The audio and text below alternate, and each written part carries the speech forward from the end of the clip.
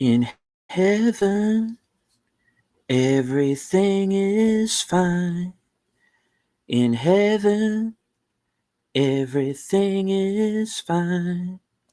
In heaven, everything is fine. You've got your good thing, and you've got mine.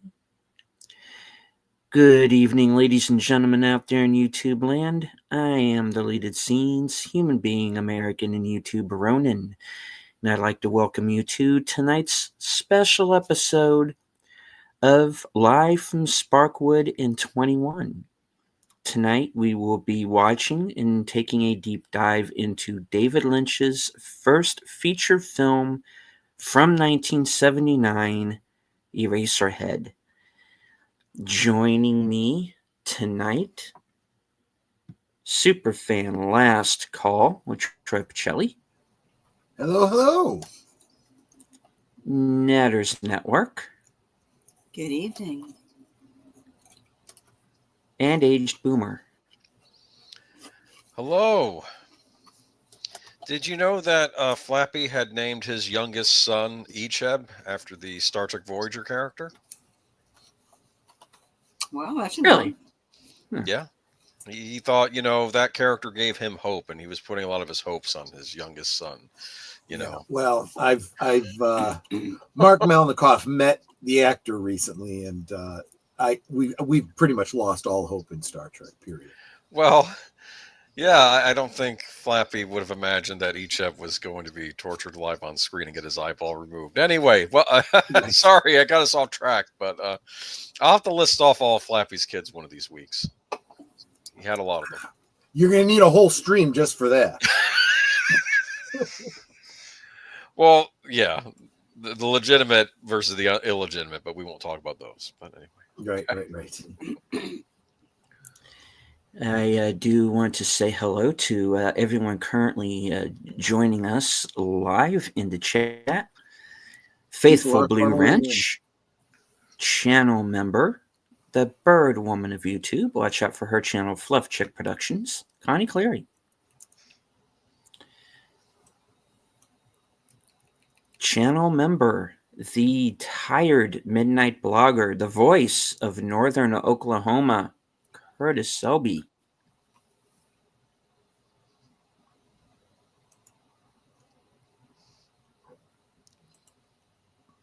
Scrolling down.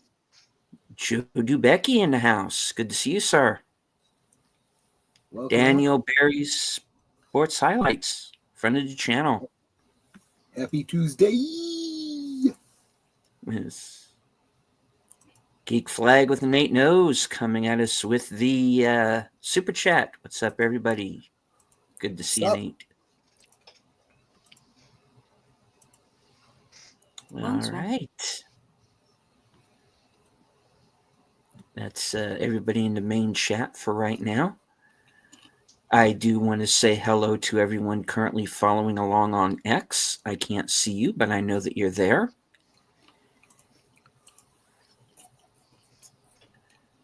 All right.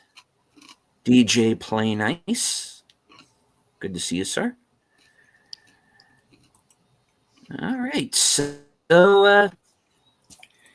we've been mulling over watching Eraserhead for a while now. And once we decided that we wanted to go back and not just cover Twin Peaks, but David Lynch's earlier work as well. And we hit on the fact that, we have not done,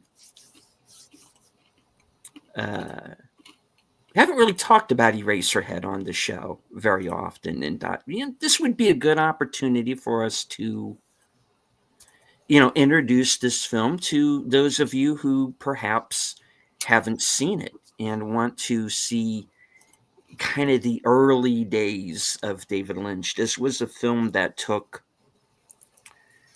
several years actually to film. True. And it is It's an interesting film. It's very abstract. That's a great way of putting it. Yes, it's abstract. It Hmm. it does have what I would refer to as David. There are some Lynch-isms in it. You are going to recognize a few of the actors.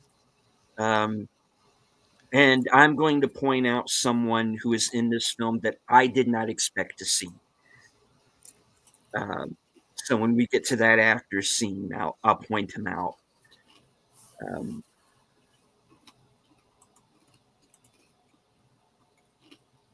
I don't know if this movie is meant to be post-apocalyptic. It comes off that way in a lot of ways. It's definitely taking place in a world that, as Stephen King said in The Dark Tower, a world that has moved on. and I Hmm. there's a couple things that there's not much that you can get out of David Lynch for the most part, but I've kind of been through just about everything I've been able to find that he has said himself about this movie. And one thing one thing he has said is that I don't think they specifically say it in the film, but as far as he's concerned, it's set in Philadelphia. And he said all the filming locations, which I think actually are in California, looked the most like Philadelphia to him because it was important to him because Philadelphia was this film. So I'm like, okay, that's important to him. What are we talking about? We're talking about Rust Belt, closed up industry, a lot of people out of work, you know, Huntington, New York. Friends took angry that I made them sit through it. That was I actually saw some footage, people being interviewed at a film festival in '79. Before the film's limited release, and there were very mixed reviews. One was, I have no idea what I just saw, and another one was, it's very deep, very dark. Hmm. To me, there's no sense of place in any of it, and that did not bother me at all. It added to the disconnected feel. So yeah, I do think that, and that's going to become another running theme. I think there is meant to be something there that everyone can relate to, if not on a literal level, then more on a instinctual level. We oftentimes talk about probably one of the most recurring themes that I would almost call it a medium that David Lynch works in, and that's dreams. It's as if his productions are trying to create the essence of a dream. If that's the case, then I would say that Eraserhead, at least by the end of the movie, is absolutely a nightmare. But it starts out, he says, as a dark comedy. So,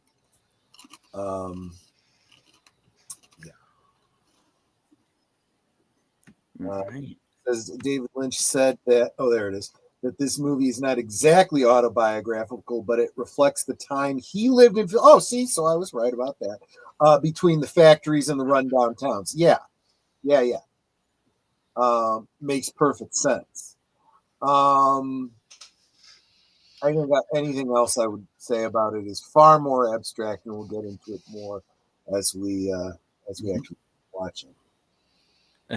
Railway Nation Gaming Club's joining us. Good evening, sir. Also, FKHC 2005, sometimes known as Tim. Yep. Bob Johnson. Oh, wait. Yeah. Slab bulkhead. Your turn. Okay. Is this a Dune watch party? Not tonight. Maybe sometime down the Not line. Who knows? exactly, but there are some tonal elements and visual cues that are very similar. And I am going to talk about that because that's kind of the point. I feel like to really dig into Twin Peaks, you got to kind of be more general and understand the bigger picture with David Lynch. He says David Lynch said that this movie. Oh, no, we said that already. My bad. Okay, And moving on. no worries, Nate. I just posted I put something out on my community tab. I'm going to be on with Real Wade Nation Gaming Clips on exclusively on his Rumble channel on Saturday, starting at 3 Central. I guess that would be 4 Eastern, where we will take another stab at doing a watch through of Tron and Tron Legacy. So I hope you guys can all join us there. I will post the link probably Friday evening because with Rumble you can't set up a stream more than 24 hours in advance. So there you go. But did say the movie is clear in meaning to him because of a Bible verse he read, but he never let anyone know what was the verse. Interesting. I did not know this thing about a Bible verse. I'll have to think about that a little bit. I'll have to think. But it does kind of imply one potential meaning that I hear come up very often. And I've been inclined towards it too. And I thought, it doesn't sound very Lynch. If he's referencing, at least a scripture or at least one passage from the Bible, maybe there's something to it. We'll talk about that when we get into it. Alrighty.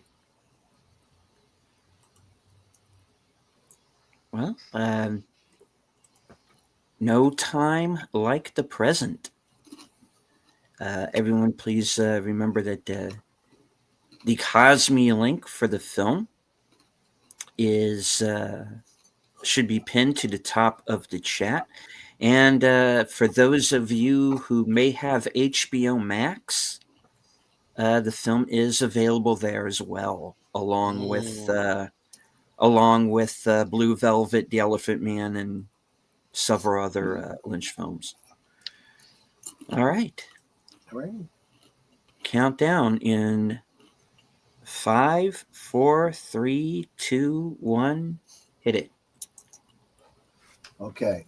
So like I said, I know there's different versions out there, and because the version I had, I needed to add a few seconds to the beginning in order to get the subtitles to line up. So David Lynch Presents just came up on my screen. And we see Eraserhead. And we are actually seeing the side of Jack Nance's head rising up into the screen. Now, I should point out that this visual motif here reminds me a lot of the way that Garland Briggs was depicted in the Return, in my opinion.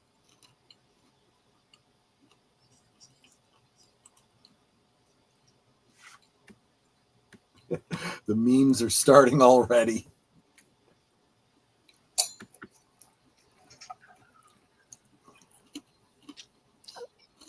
Think this is what happens when we sleep?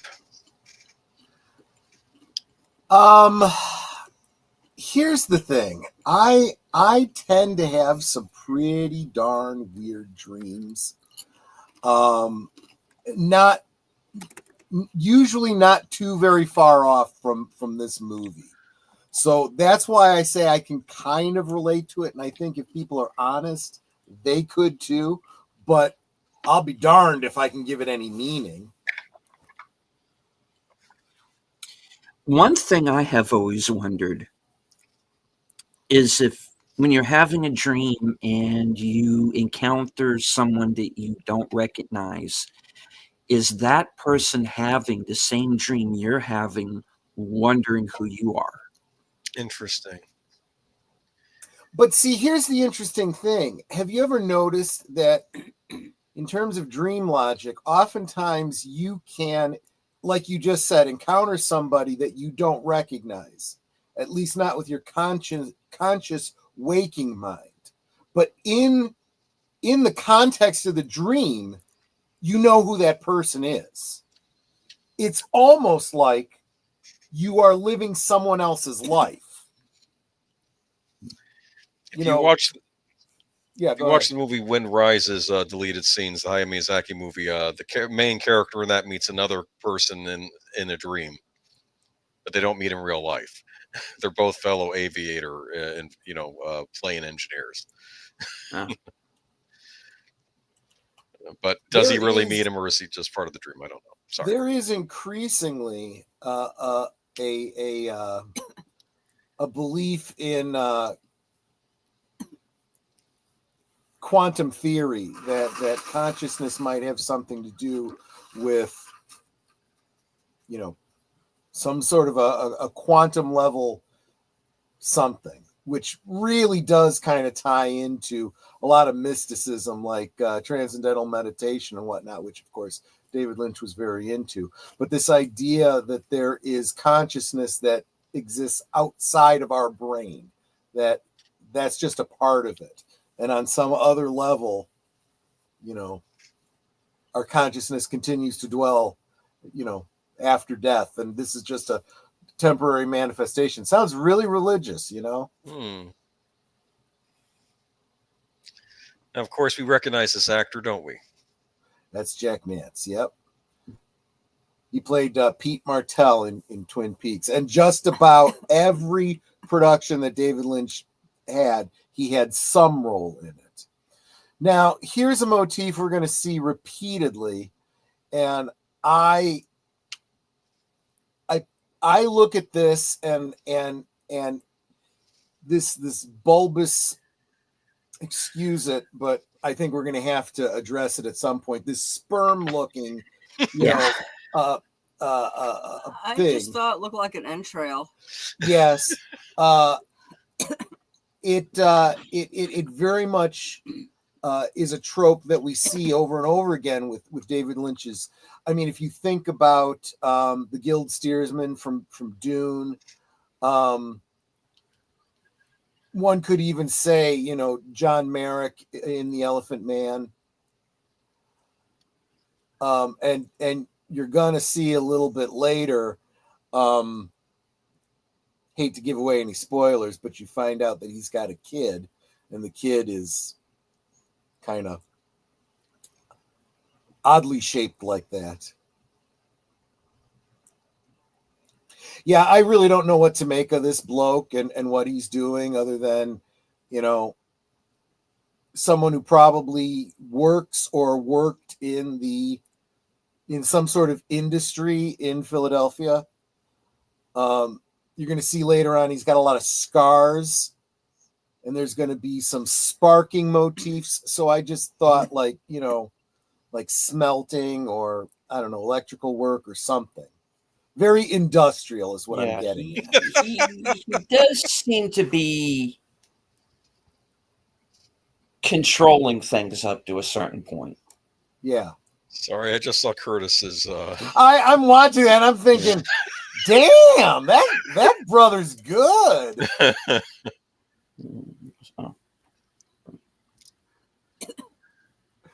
And to have it on a loop like that, it looks like he's going around in a circle.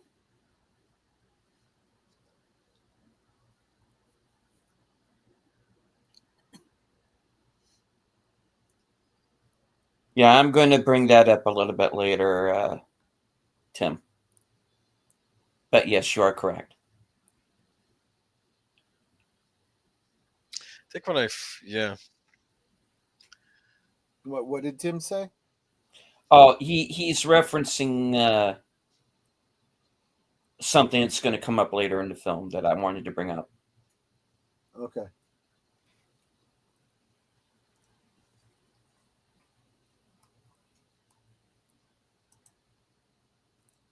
Is this a nice part of town? Okay. Is it too early for me to go into my personal Philadelphia story? No, go for it. Go for it. Okay. As we follow our lead character through town, I guess. I visited Philadelphia as part of a class trip. Mm-hmm. And it was not a pleasant trip. We basically spent the better part of 2 days on a bus. By the time we finally got to Philadelphia, after circling Washington, D.C. A dozen times, for whatever reason, I had gotten motion sickness. Oh, And let's just say the lobby had to be cleaned.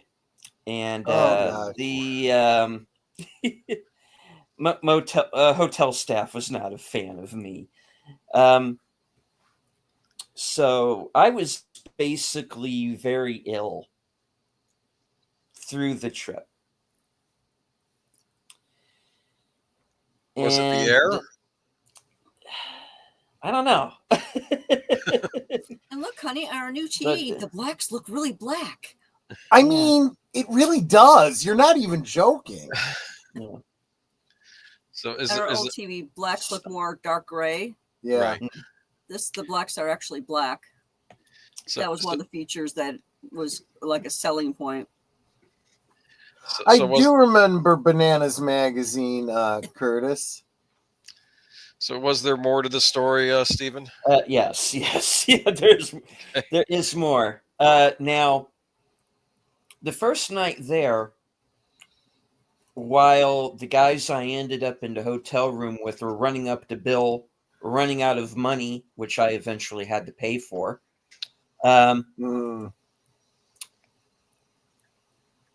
That was the night Nicky Scarfo killed those two guys in the parking garage. Oh, wow! Like a couple of blocks down. And of course, that started that whole kind of gang war that eventually ended in the death of the aforementioned Mr. Scarfo. So after that little welcome to the city was, so we got taken to see the next day to see the Liberty Bell, which, while the historic nature of it is not lost on me, it is basically a cracked bell. Yeah, I dig it. And you go to, and you get to see Betsy Ross's house. Oh, there quite small, and well, yeah. Again, kind of ho hum.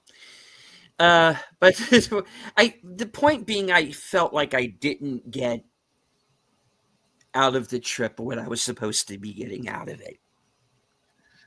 I would imagine. And anyway, back to the movie. And hello.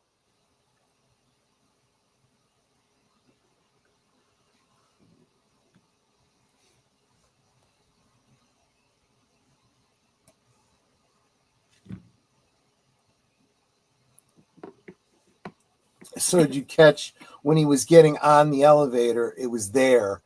It opened up for him right away, and then he's just standing inside waiting for it to close. Yeah. Well, that's how some of these old elevators are, right? True. But it was intentionally exaggeratedly long, and it was clearly meant to be a joke. Interviewer asked David Lynch about it and goes, "Yep, that was meant to be a gag."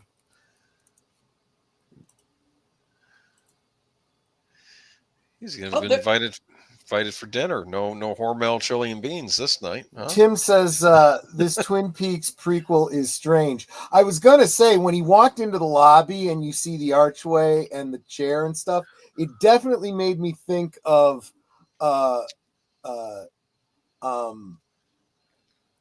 The Return, which was the segments that were in the White Lodge that were all in black and white with the firemen sitting in a chair, very similar to that.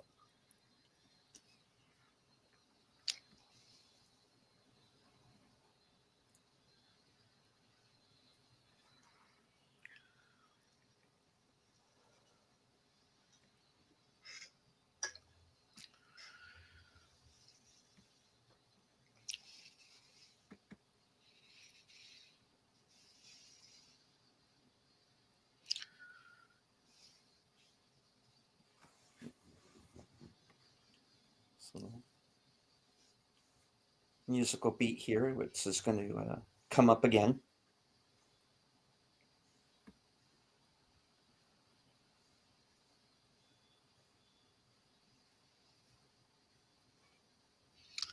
Yeah, this kind of organ music I think I've only ever heard at like roller rinks when I was a kid.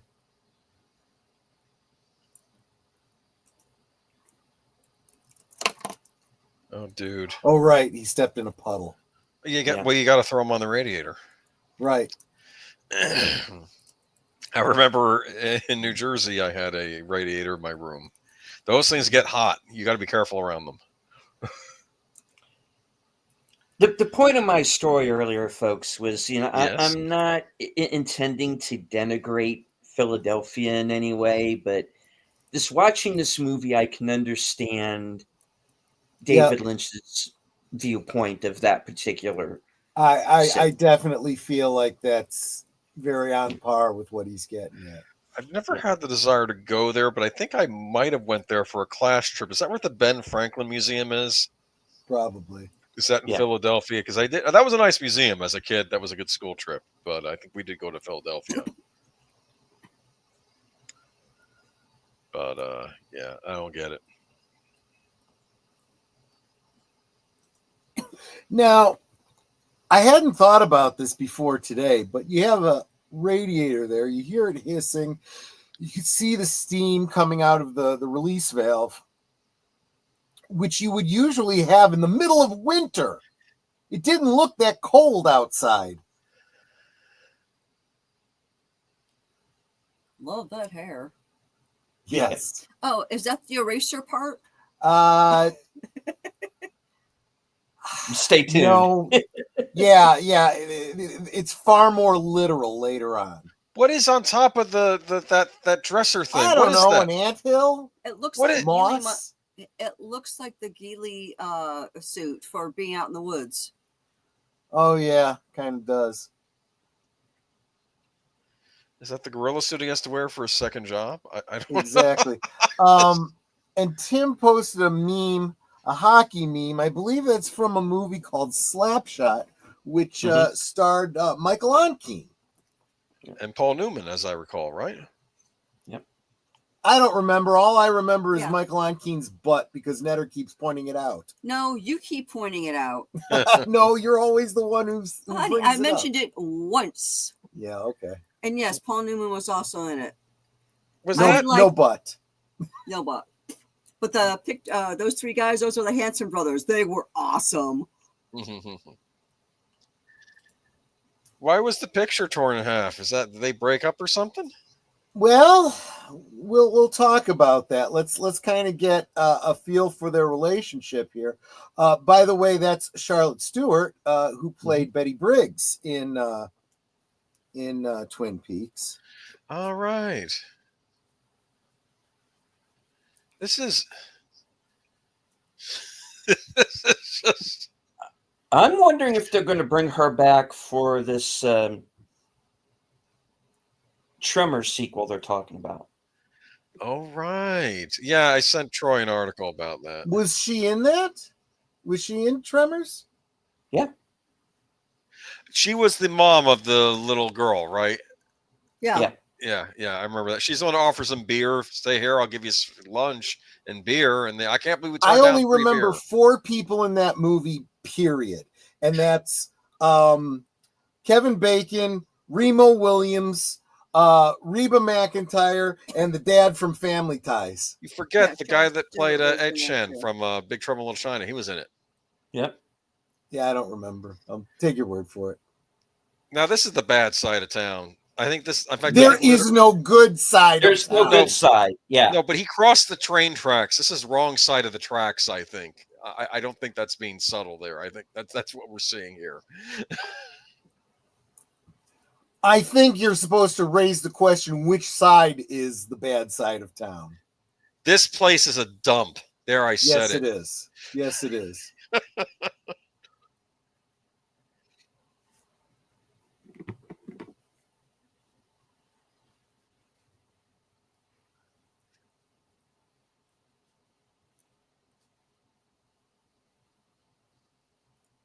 Is there a fish in the percolator? Yeah, right. Is that a Venus was- flytrap growing outside? What is this? I'm just...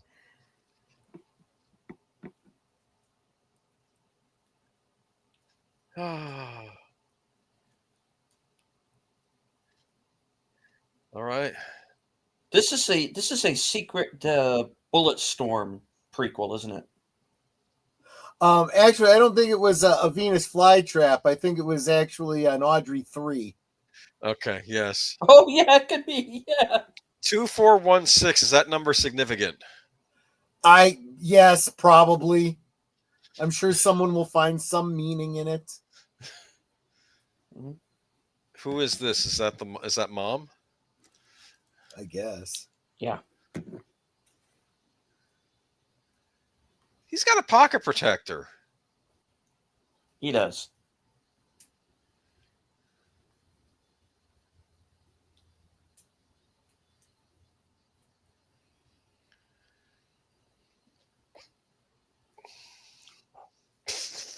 Yes, ma'am.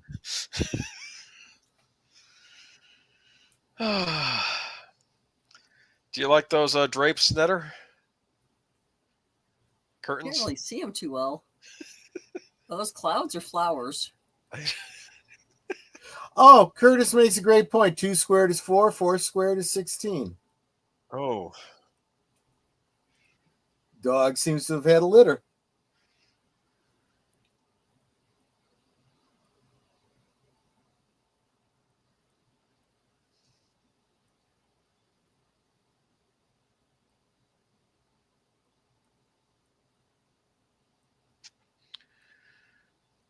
Yeah, there's clearly some issues in their relationship. They're not sitting close. She's sitting about as far away from him as she can.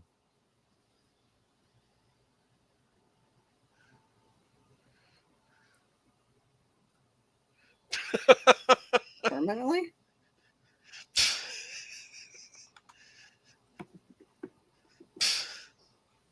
The heck? What is she doing? This might explain why they broke Isn't up. it- I'm sorry. Wait. I'm sorry. Henry's very clever at printing.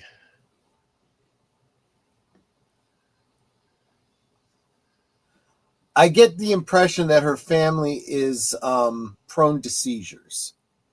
Yeah. That would be the most reasonable explanation for what goes on here. What? What?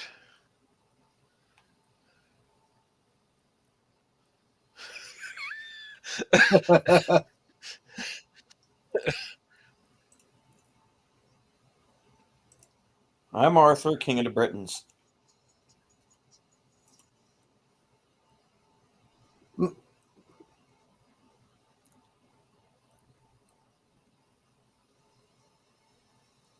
Oh no. Okay. This actually is not all that weird to me. I've known people like this. No, that's what's fun.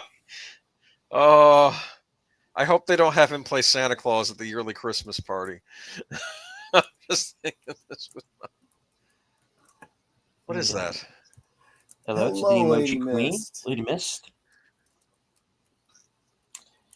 The woman who's playing Mrs. X, who's Mary's mother, is Jeannie Bates, and if she is familiar, you might remember her from Die Hard 2.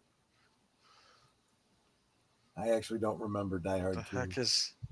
Yeah, What is that? I don't know, but she other just films. put booze on it, I think. No. Oh, no, it was salad dressing. Never mind. Oh, it's a salad. Yeah. So it's like one of those big salads you see when you have company over and you get Right, the tongs right, and right, everyone right, takes some. Okay, yes.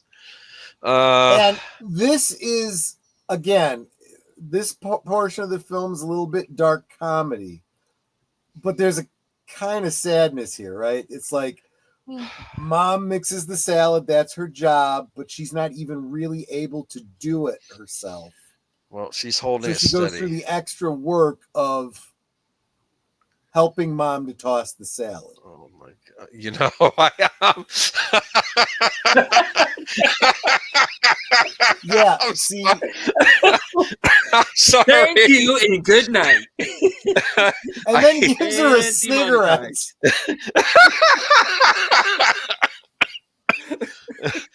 It's fine. Did she put the salad in the sink too? That's disgusting. Oh, Can we boy. just move on? Yeah, let's. Oh boy! Yeah. Here comes the main treat. You excited, Netter? Sorry, I keep picking on you, Netter. You're the one who's not seen this movie. I'm sorry. So, that's not the chicken, is it? Yeah, I don't know what that is. Is it? Chicken? Yeah, But I think it is. Because we were able to see the chicken earlier, and he was basting it very meticulously. Whoa! It's cuckoo clock. It's The cuckoo, time all is right. 8. All right.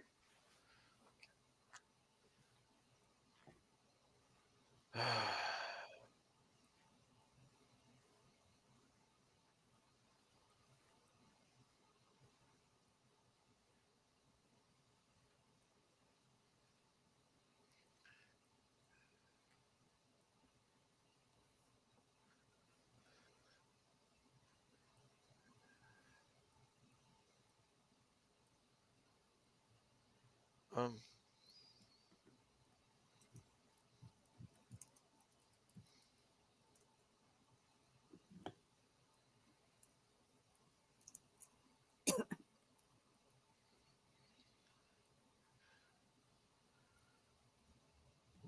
Well, what's the carve if they all get their individual thing, right? Yeah, they're and what are they? Because they're smaller than Cornish game hens. That's what I think Is that they are, right? squab?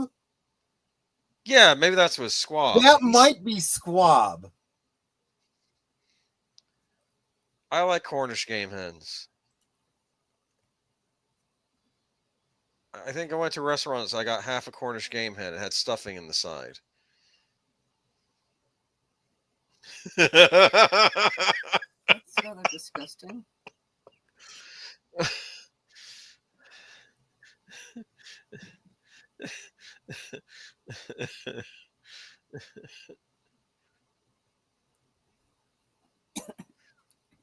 And here we go. I hope that's like gravy. I said, I can only assume this is a seizure. Because what else? This otherwise makes zero sense. Welcome, Slasher Fred. The song "In Heaven Everything Is Fine" is such a very haunting melody. Yeah, and I meant to mention, deleted. You actually sounded really good singing it. It's a weird ass song, but you sounded good singing it. Thank you. What the? See, again, she'll be all right in a minute. And it infers to me this is something that happens from time to time. Mm-hmm.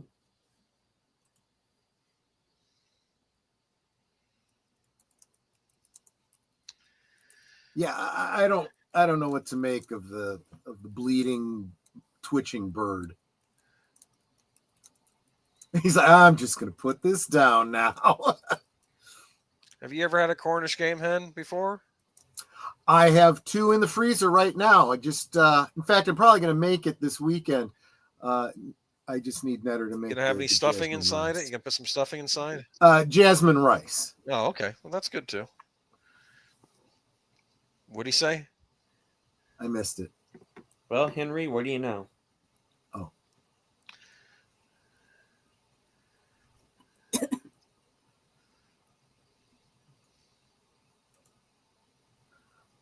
Again, this isn't that weird. This kind of awkwardness, I've had situations like this, sure, plenty of times. Keeps looking at him. Because he's awkward and doesn't know what to say.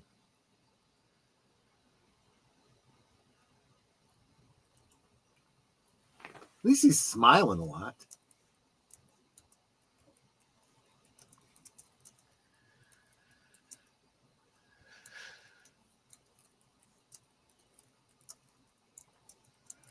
Okay.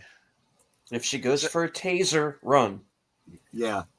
Is that a fish on the plaque on the wall? Yeah. Well, at least it's not in the percolator. Yes. Yeah. Actually, maybe that's where the fish in the percolator. That's how it came got from. in the percolator. It was on the wall and it fell off.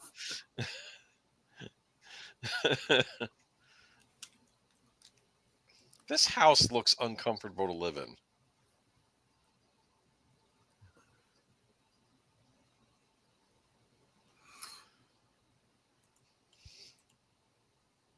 And that can't be good.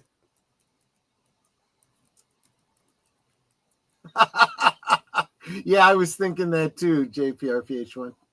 Ooh. Yeah.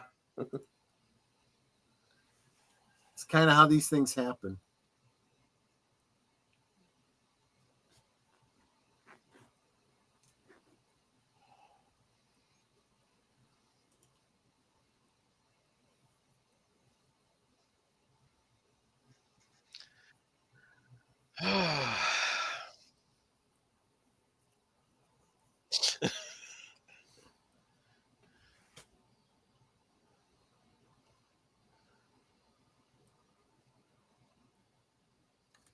Yikes. Yikes. And then.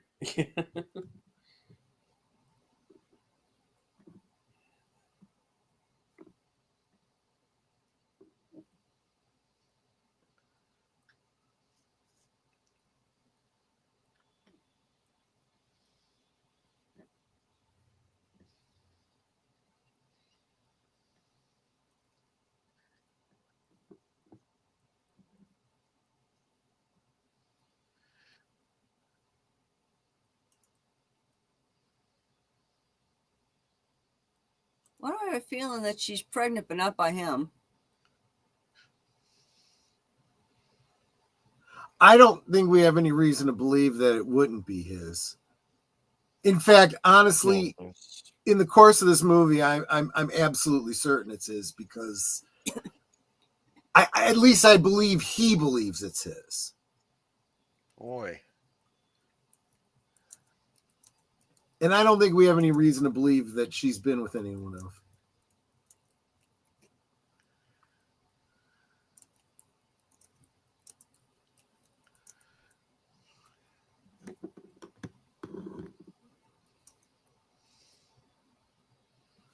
Okay, so simple surface level of this. You got a couple, they knocked boots. He got her pregnant. She had a baby. The baby is premature at the hospital. Not doing so well. I mean, I think the implication we're not even sure it is a baby is pretty telling.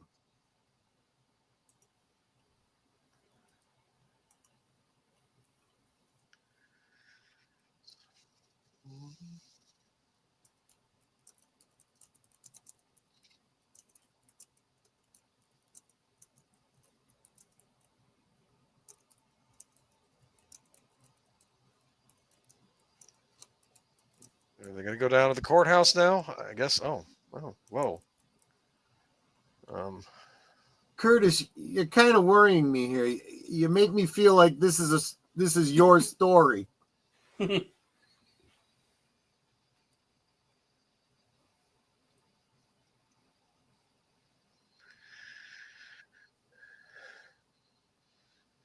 The heck? Yeah. Yeah. So Yeah, this is the baby. so Charlotte, we've asked her about this. And the only thing I know for certain is that the baby is a practical effect, obviously. Mhm.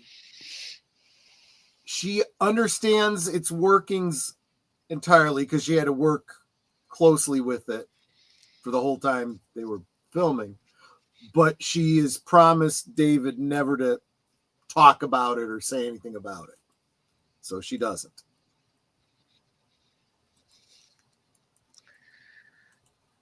Look at Well, that. there is a back and forth without going into too much detail as to exactly what is this made out of.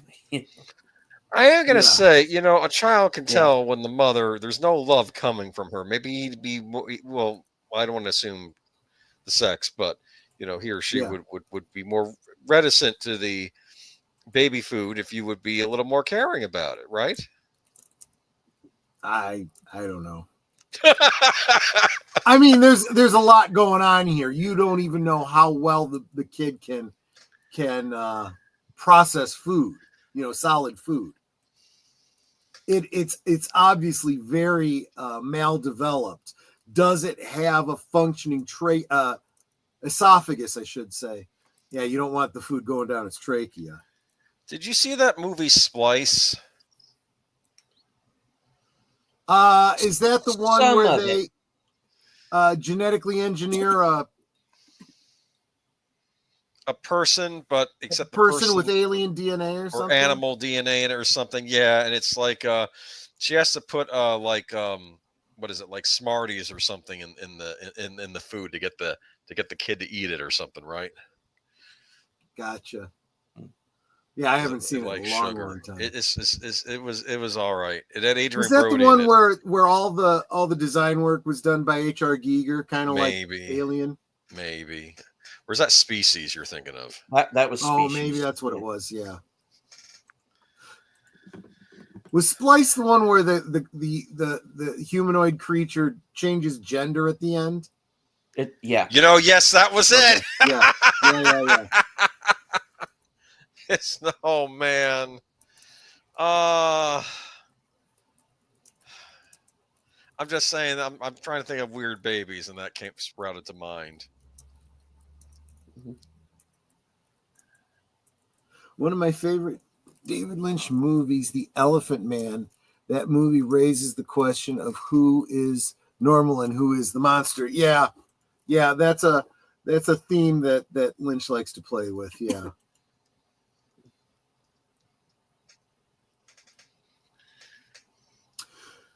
So this is why I say that it's got to be his kid, because they're there with him, the baby and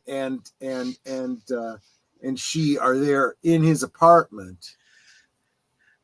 I don't think he would have, if he had any doubt that the baby was his. I don't think they'd be there right now.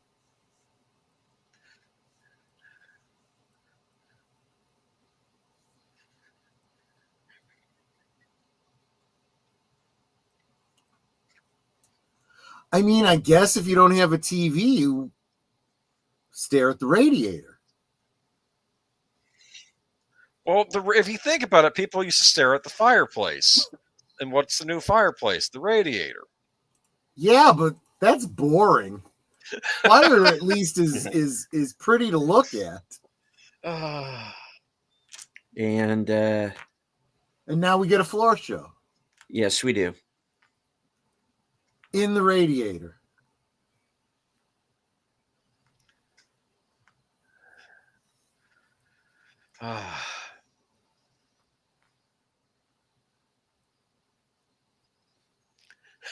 I like the scenery outside the window.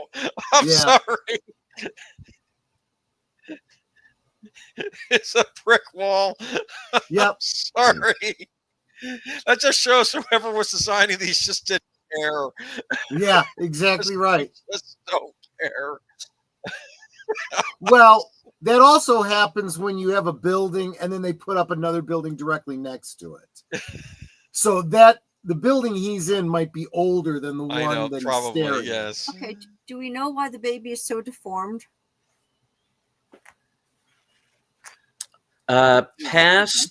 Past being born premature, no. We're not really told. It's that's the thing. It's kind of more Honestly, speculation than anything else. You know, it gets worse from here. Don't spend too much time worrying about the baby because there's some even weirder stuff coming up. So far, this has actually been a fairly straightforward linear story. Yeah. I don't know what the little worm is that he was carrying around that he is now putting into his little memory box here.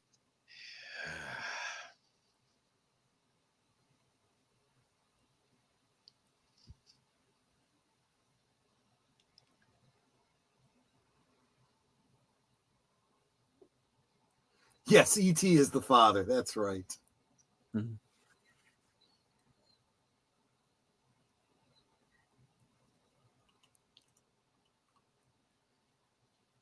Oh, you're so cute. Who's our little Space and Guild navigator? Yes, yes. Yes, How exactly. Are you? There you go. That's exactly right. Mm-hmm.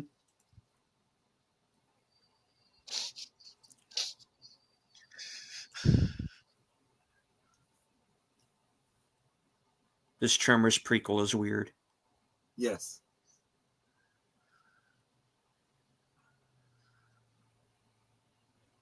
Don't touch me. Yeah. Hey, you got your wifely duties. Yeah, no, I'm it's sure not that's even that.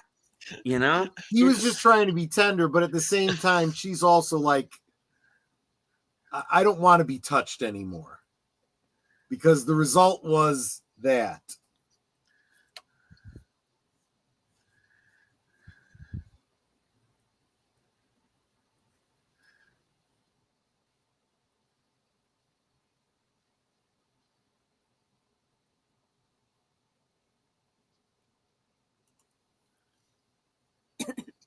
Hey.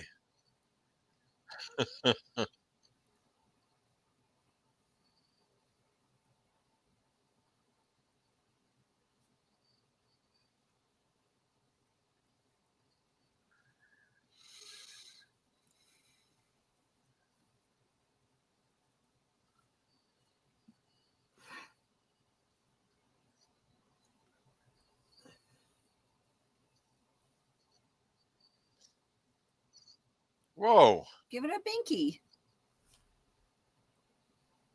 Maybe he needs a pacifier or something. The weird thing is, it's not exactly crying. It's more like, I don't know, whining. Maybe it's scared because of the thunder and the wind. See, my other thought is we don't know if it's in pain, right? Yeah, that could be it too. Yeah.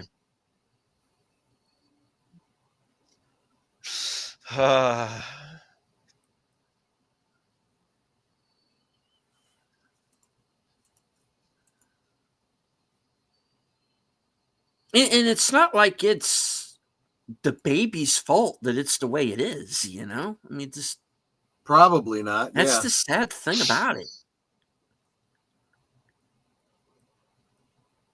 It's not like it's anybody's fault. It's just, it is what it is.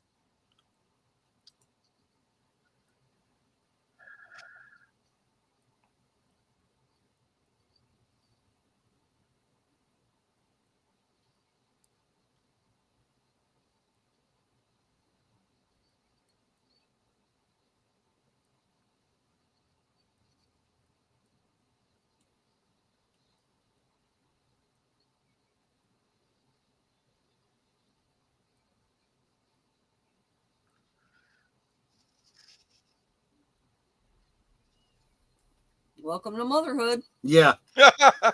That's true.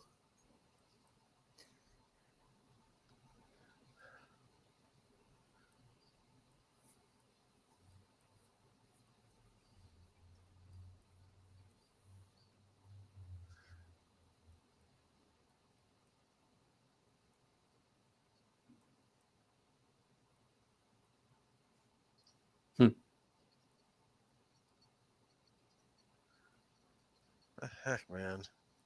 She is What are weird. you doing, lady? Auditioning for Bob. I know, right? Heh.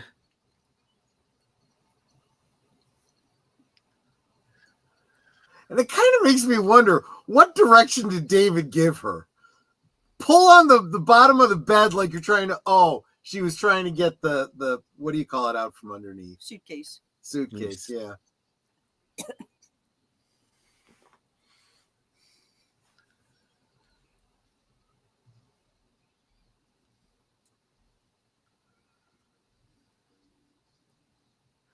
I love looking back at Curtis for the past couple minutes. Frighteningly similar to my ex-wife. Yep, more and more like my marriage. What the heck is she doing? Oh.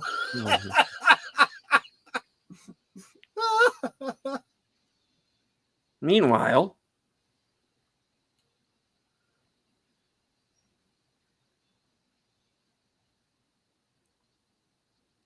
What is by the That side was, of his bed?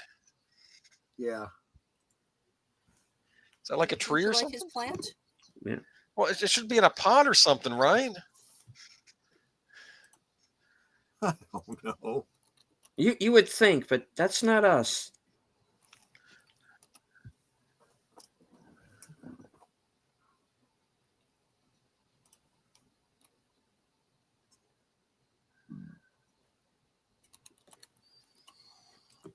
Okay. Here's a little bit of trivia. Going back to the 2416 thing, the street that Mary and her parents live on is never mentioned, but the house number is 2416. Right. David Lynch and his wife once lived at 2416 Poplar Street in Philadelphia. There you go. Mm-hmm. There you go. So it was their address. Yeah. I'm gonna take the temperature. Okay, come on.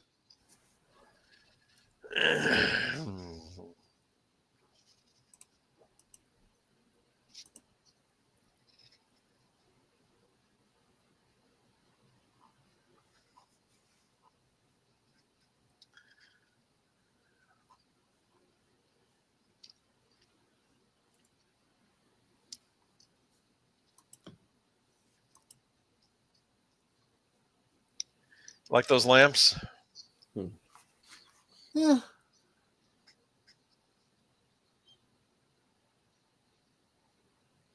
Well, that's about as normal as you can get.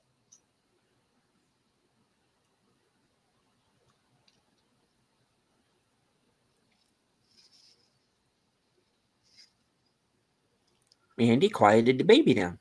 So, Yeah. there you go. However, Measles. Whoa. Yes. Is that measles? that happened What I'm fast. thinking. Yeah, that or it got acne The really bad. plague.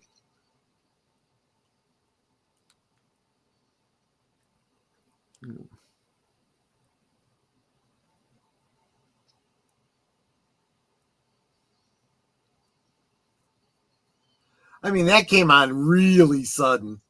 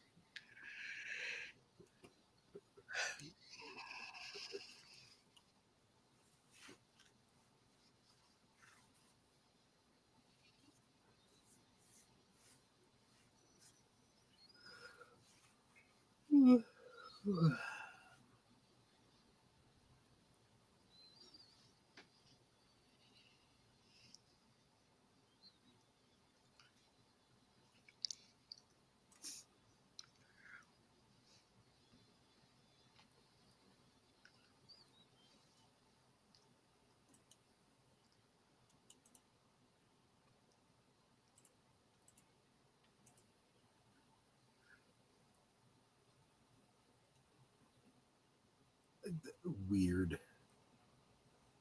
What?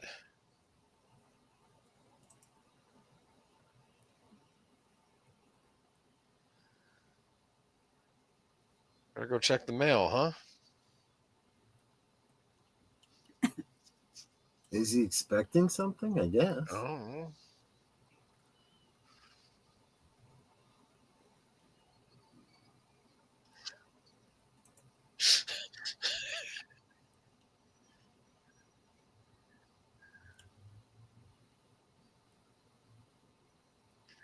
I wouldn't be touching it. You might catch whatever it has, you know? Am I wrong here? I would be less concerned about that because if it is something that's catching, he's already been exposed and he probably doesn't have to worry because he's got an immune system. The baby doesn't. Oh, my goodness. Doesn't want you to leave. Besides, it's like, has it ever been changed or fed? Well, she was trying to give it some kind of like red cabbage or something earlier. I saw her trying to feed it something.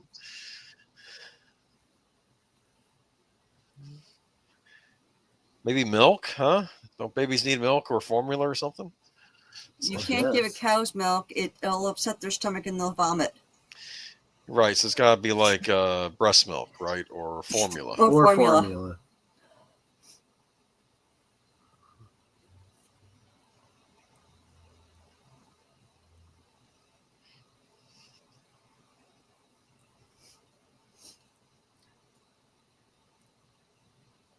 You know, if you're unable to care for the child, you can bring it to a fire department or hospital, and they will take the child. There you go. No questions asked. Is that an option here, though? I mean, in Philadelphia in 1979. I don't know. He's not going to do it. That's still his child. Yeah. Right. Yeah. He is taking responsibility, is he not? In fact, he probably feels more pressure to take responsibility since the mother left. Yeah. Cold-hearted mom. I always looked at this movie as basically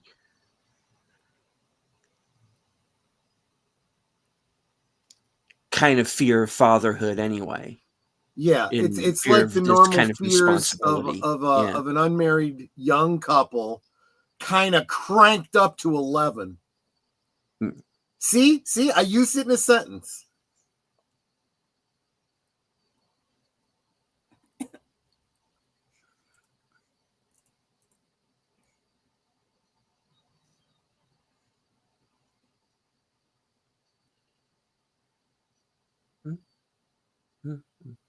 There's the organ music again.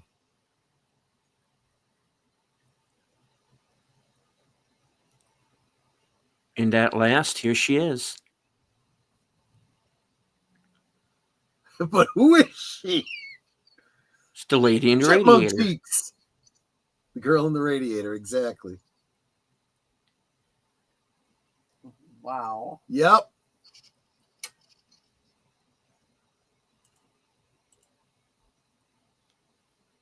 Okay, so what drugs was David Lynch on? I have no idea. Must have been the good stuff. It's like a vaudeville act. What is this?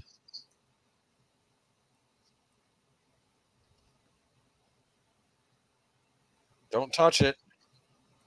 Oh, she's going to do more than touch it. Ew.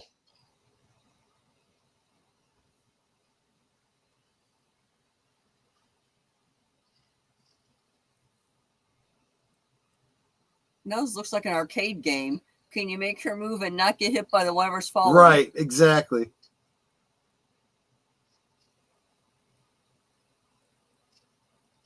If you look up happy-go-lucky in the dictionary, is this the picture that shows up next to it? Mm-hmm. I'm just asking. I don't know. She does look like a chipmunk. Yep.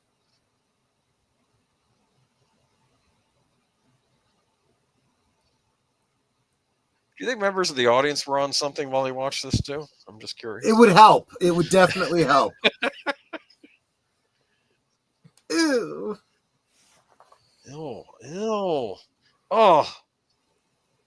Okay, can this be any more What the heck is gross? wrong with people? Yes. Yes, it can, and it will. Why can't anyone be normal anymore?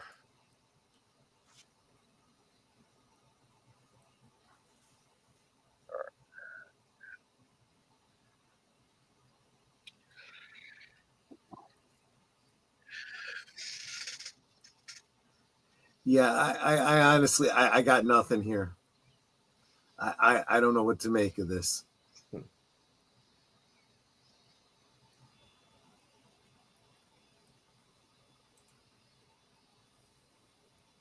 Yeah, that's a dead plant.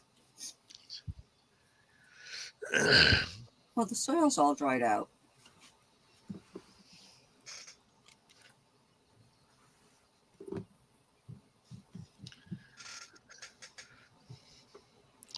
Look who's back.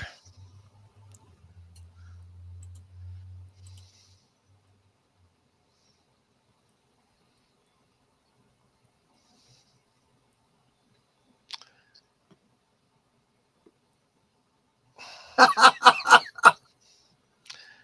used to have a dog. If you ever let the dog climb up into the bed, the dog would plop itself down in the middle so you couldn't get situated right. Because that's what dogs do. Ew.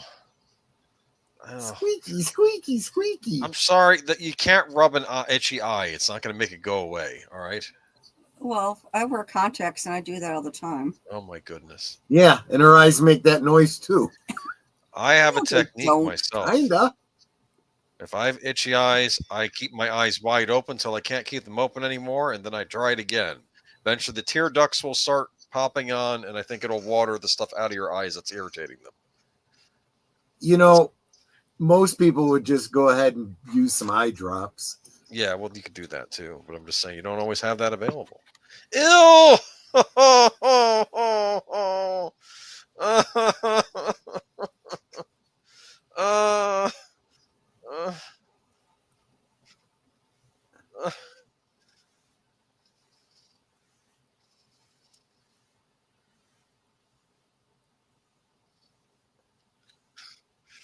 Someone say Dude. something.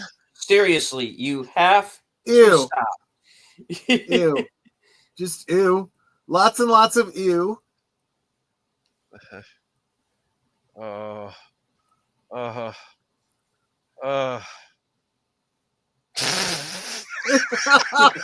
God. Why? Yeah, this is where I stopped watching.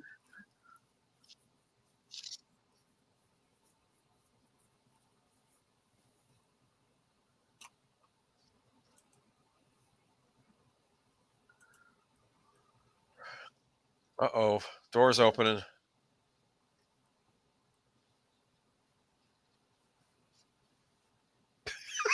I expect to see a little Indian guy in there.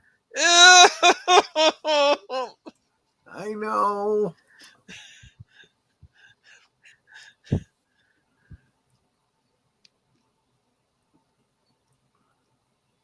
Is it crawling up the wall?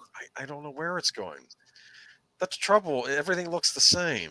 It's all grody in this film. It's like Yes, I don't know where it is. Is it in the plant maybe? Oh yeah, could be. It could be crawling through the dirt. Like the Sure, dirt. sure. Yeah, okay. What the? Oh boy. Don't look. Oh, here we go. It's a sandworm. Just a very, very, very, very tiny one.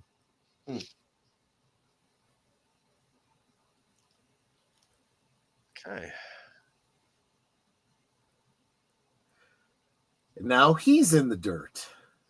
Miniaturized. I guess. I don't know. I don't know what's going on. But Steven has all the answers. Out with them. Well, last we saw he was lying in bed, so it seems like this is probably a weird dream. Wouldn't you say? Yeah, I mean there are parts of this where you do have to wonder how much of it is in his head. And how much and with every other David Lynch film, there is that dream imagery And Yeah. there's plenty of that in this film as well. And we're going to get more of that before the film's over. Let me see. This is...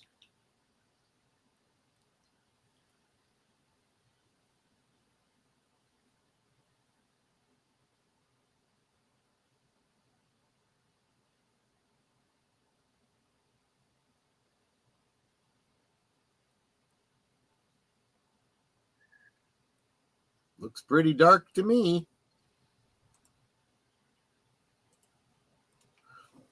Of course, it's the woman from It's across the hall, who's department obviously. Oh, huh? sorry. Go, I was no, going go to say, ahead. I think it's department store Sandra Bernhard. I think she's better looking than Sandra. Yeah. That's why I said department store, not dime store. Yeah. This is the woman who's obviously into him, but he's I get the impression she's really into everybody. well, yeah, but I mean, don't knock it sometimes, you know.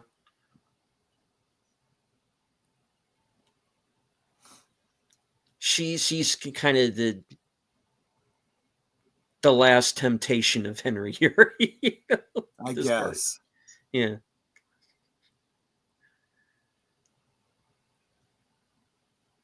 Again, my interpretation. I mean, I think the most obvious interpretation is we are watching a young man dealing with expressions of his sexuality or repression thereof. Yeah. The consequences of a relationship, resulting in a child.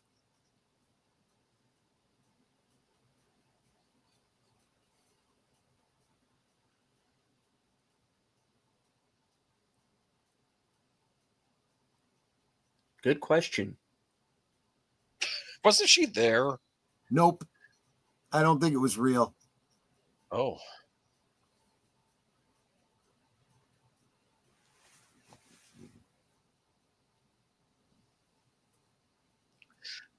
She's not very reliable. It takes two to tango, right? Yeah, it seems very unlikely that she left, came back, went to sleep for a little bit, and then left again. How do you know? I think that was all part of the dream. Maybe. In this movie, I can't tell. I know. That's part of it.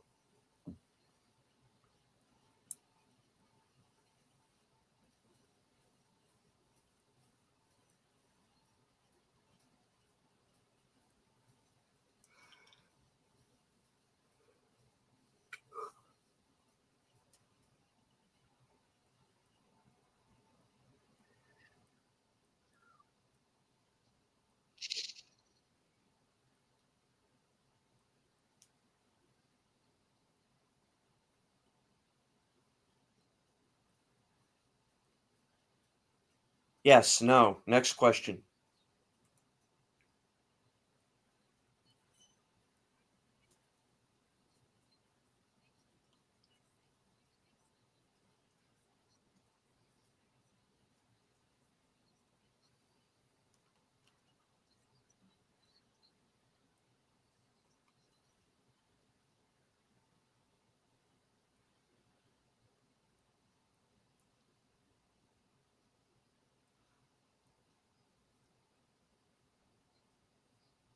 Okay, so I'm supposed to believe that there was a hot tub in the apartment that we didn't see earlier. I'm saying it's a waterbed. Oh, okay. Yeah, this is why I think this is absolutely part of the dream.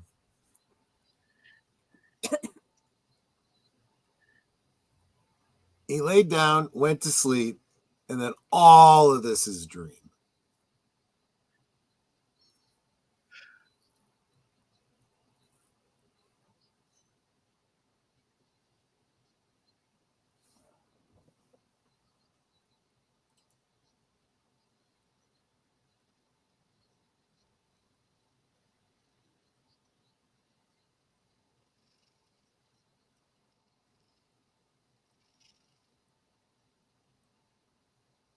Well, all right then. I think he was dreaming since the movie started. Possibly.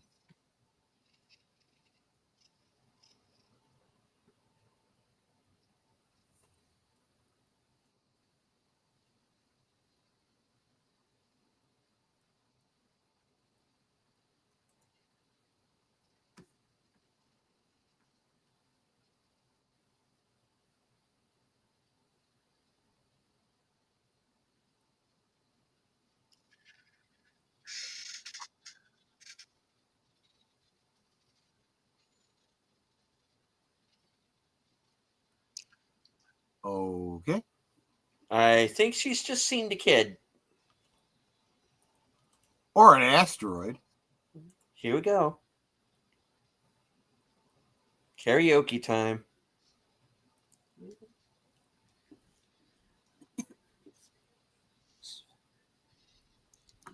I would hope so. Am I wrong there? I'm sorry. Wait a minute. I mean, You got your good things. I've got mine.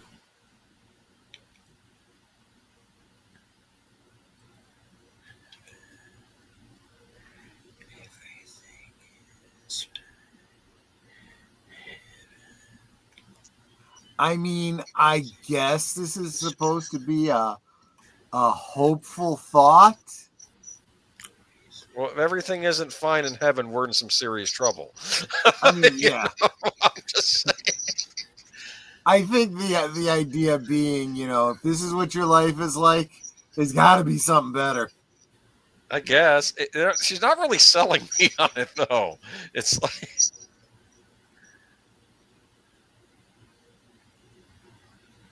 I mean, I'd like to think it's better than fine, but I'm just saying.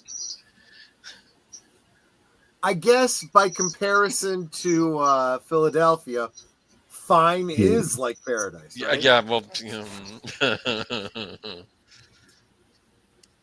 they got any good food in Philadelphia? They got those cheesesteaks I hear about. Yeah, that's and the that big thing. cream cheese. Yeah, you got that.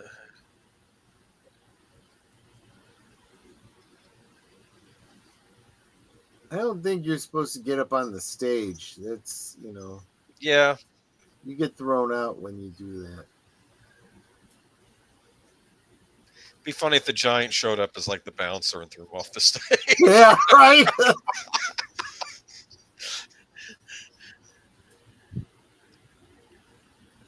Okay, what is in their hands? What is that?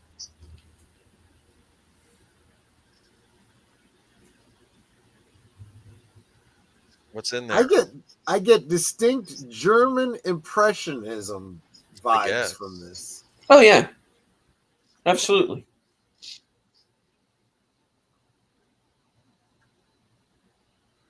Mm-hmm.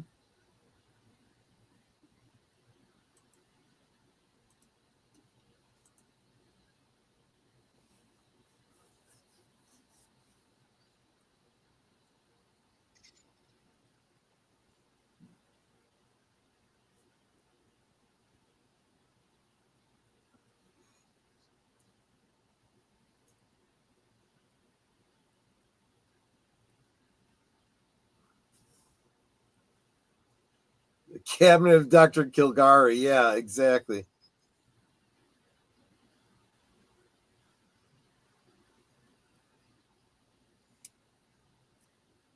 Is that one of those objects to art from Beetlejuice?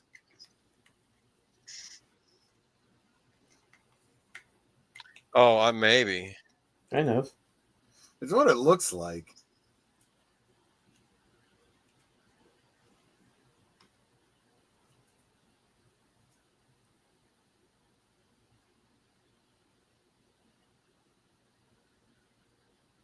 We definitely, yeah, What? we are definitely. And there we go. Yeah. What? He just erased his head? He flipped his lid. Yeah, well, not yet, but he's gonna. Ew, what? Now the Ew. plant is bleeding.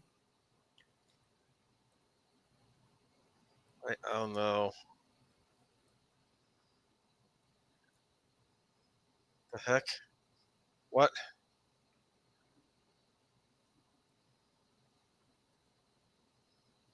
Dude, it's coming out of his neck. Yep.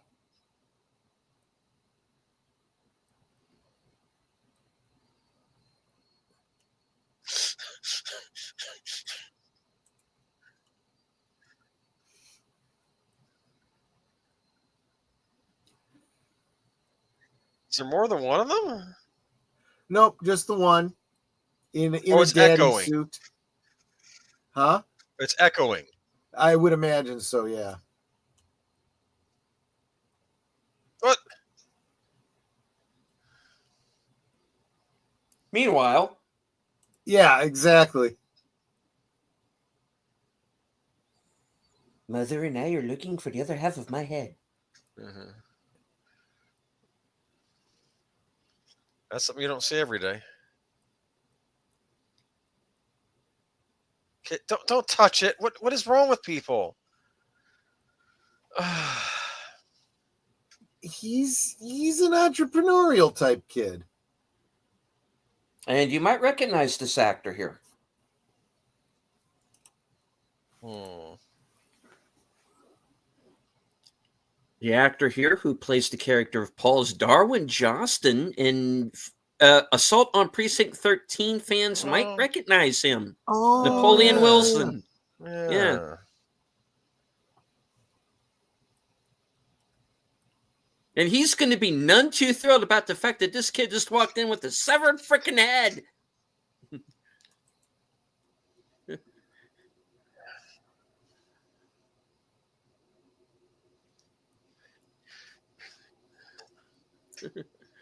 Okay, that's more annoying than the baby crying. Yeah. Okay, Paul. Sir, we have a problem.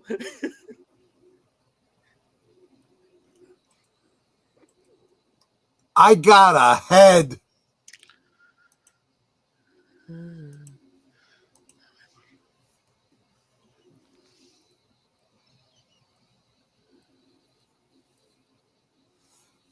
Nate speculates that the guy with the scars is either the real father or it's the baby all grown up. That's interesting.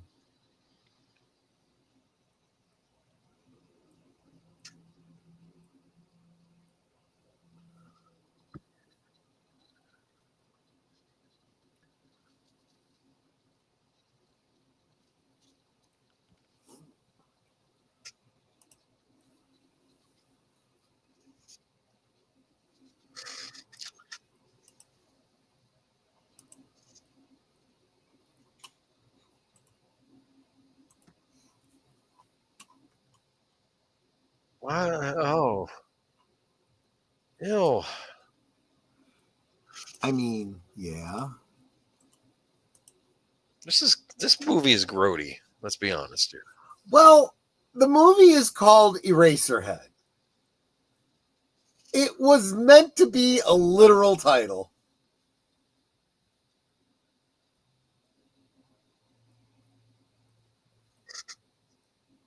How'd you like to be Paul? In some ways, I think I am. Those are straws. Pencils. They're pencils. Oh, pencils. Okay, my mistake. Yeah. They're pencils and they're having erasers put on them. Erasers being made out of heads. Because why am I thinking of the movie Dead Man right now? Because Soylent it Green does for pencils. Yes. relate. You're saying what? It does relate. Okay, Dead Man does relate, and I mean, if thematically they feel similar. Yeah, I don't know. Thematically, they are pretty much, yeah. They would be good on a double bill, I think. Yeah, actually, you're right. Could probably do them as a double bill. Johnny Depp was in Dead Man, as I recall, right? Yes, he was. All right. It's okay. It's okay. Does he have 2 ties on? Yeah. No. You don't need more than 1 tie. There goes the pencil shavings. Yep. Remember you were a kid, you'd have your little pencil sharpener in class and you'd have the leftover pencil shavings. Yep. Remember that? Yep. Yep. Kids Yep. these days don't know what we're talking about. And see, there he is back in his bed with his head attached. It had to have been a dream, right? Well, that part of it anyway, for sure. And then when he pulls off the covers, his body's a pencil. Well, right? Dude, just pack your bags and spend the rest of the week in Reno, huh? Come on. Am I wrong here?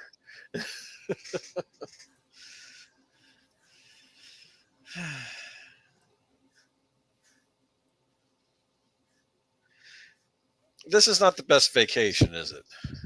No. Although I didn't get the impression he had any grand plans for his vacation to begin with.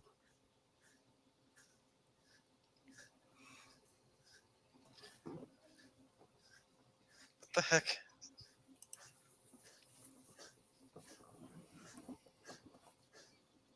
I can only tell you that the actress that we just saw was Peggy Reevy, who is David Lynch's wife at the time.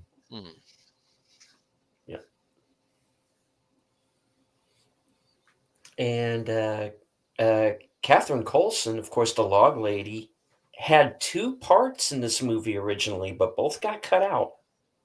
Interesting. Yeah, this movie actually was originally 20 minutes longer. Oh. It would have been almost a 2-hour film then. Yeah. And there were some scenes that hit the cutting room floor. That tells you something, people. That there was stuff that was filmed for this that David Lynch decided didn't need to be in it, so he cut it out. He had a plan. We have no idea what the plan was or is. I'm still trying to figure it out.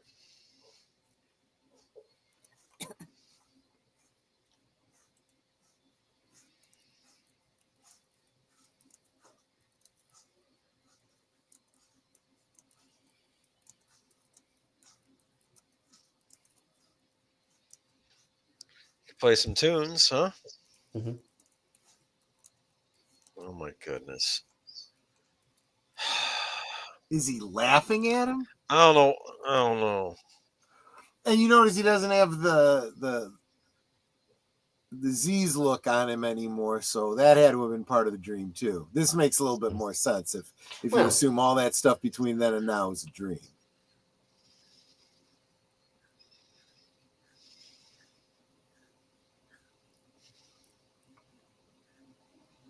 Okay. I think it's just up to interpretation, because there are parts of it that I think are very much a dream, and there are parts that I think are metaphor, and then there are parts that I think are literally happening. It's just shot in a way that, as Lynch does, where it's kind of up to you to interpret.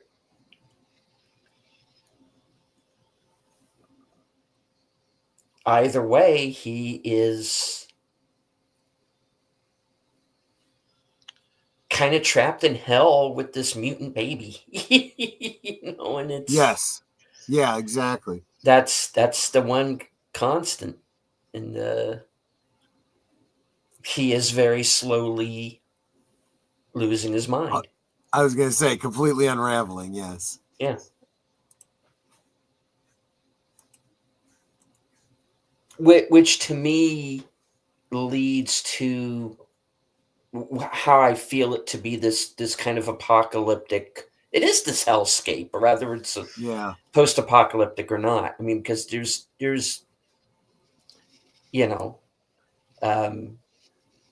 there is nowhere for him seemingly to turn. Now, one of the Right. deleted scenes was that Catherine Coulson is in, is she was supposed to play a character who kind of temporarily becomes a nanny for the baby.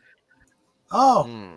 But that whole plot line is excised for whatever reason.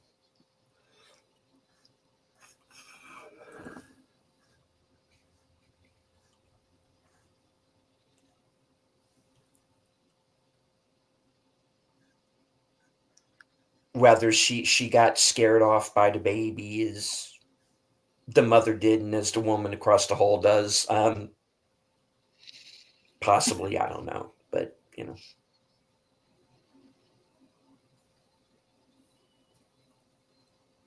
okay, Wade. I'll make that correction. Hmm.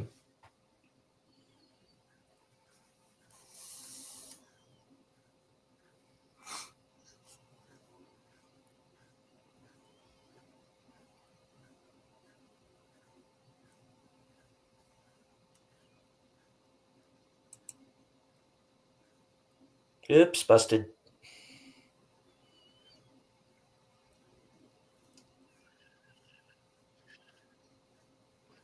Okay.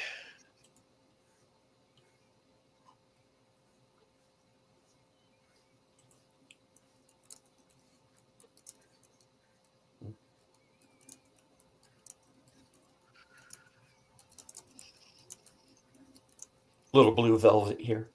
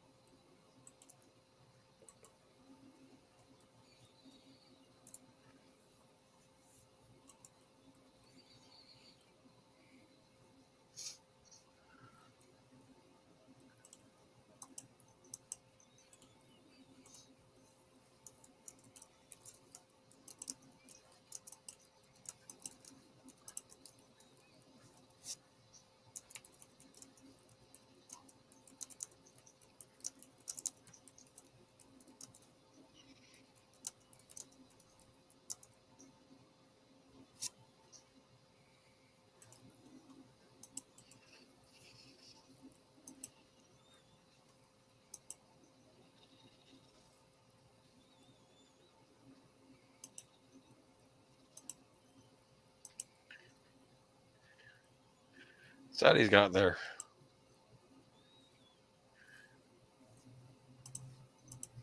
What's he doing? Pair of scissors. Okay.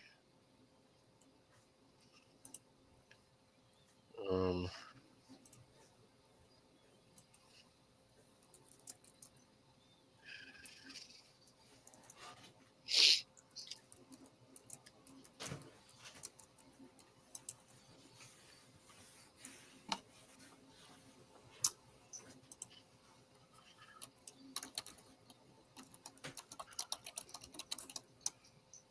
oh, what the heck? He's opening up the bandages. Kind of wondering why he's all wrapped up like that.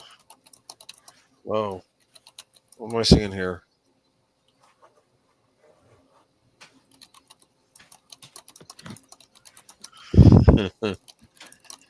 uh,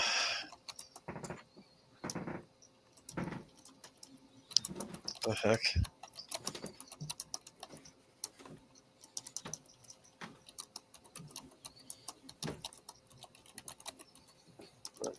Do that. All right. Did anyone bother to talk to a doctor at the hospital? I mean, yeah. And if they did, were any instructions given or anything like that? The heck? Yeah. What's going on the inside?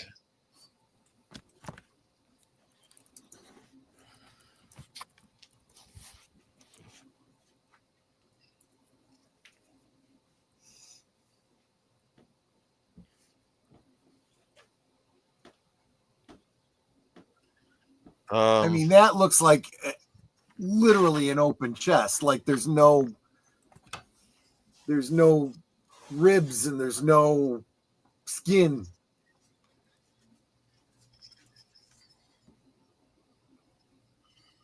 What's he doing there? Oh!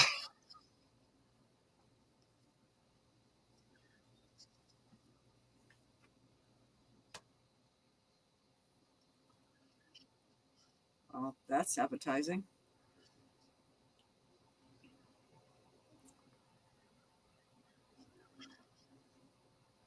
Ew.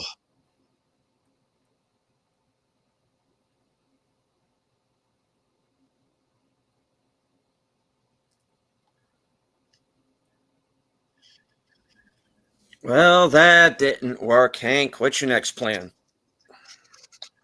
Ooh. Ew. Garmin Boja, I believe. Oh. Asbestos boy. Yeah, just like the chicken. I did draw that corollary. Buck.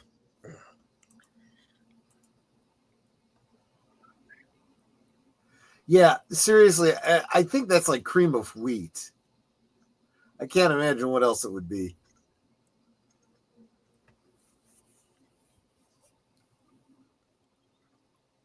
Feed me, Henry.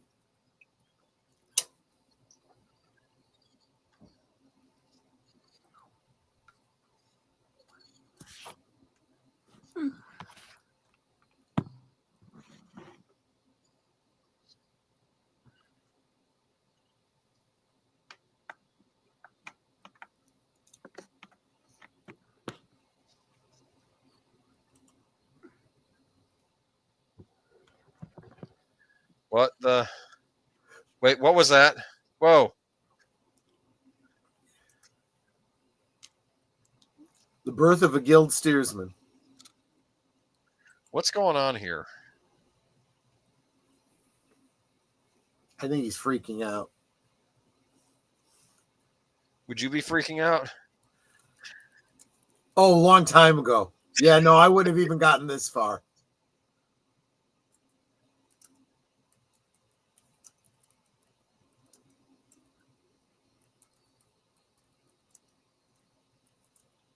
Electricity.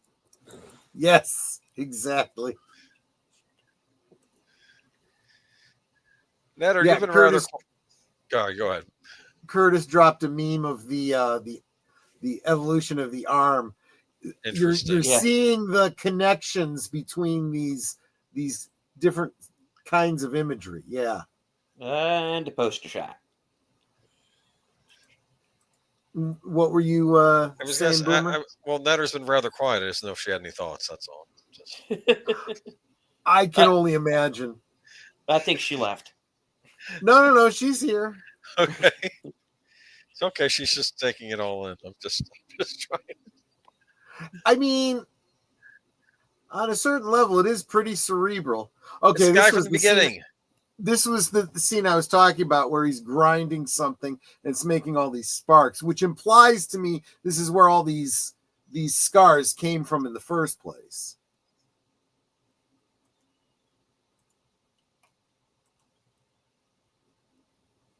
Look at this.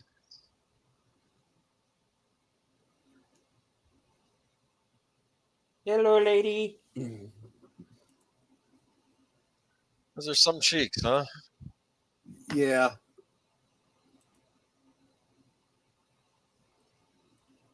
I think if she's not a trumpet player, she missed her calling.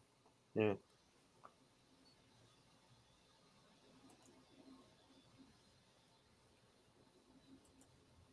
There you go. In Oh. heaven, everything is fine. Yep.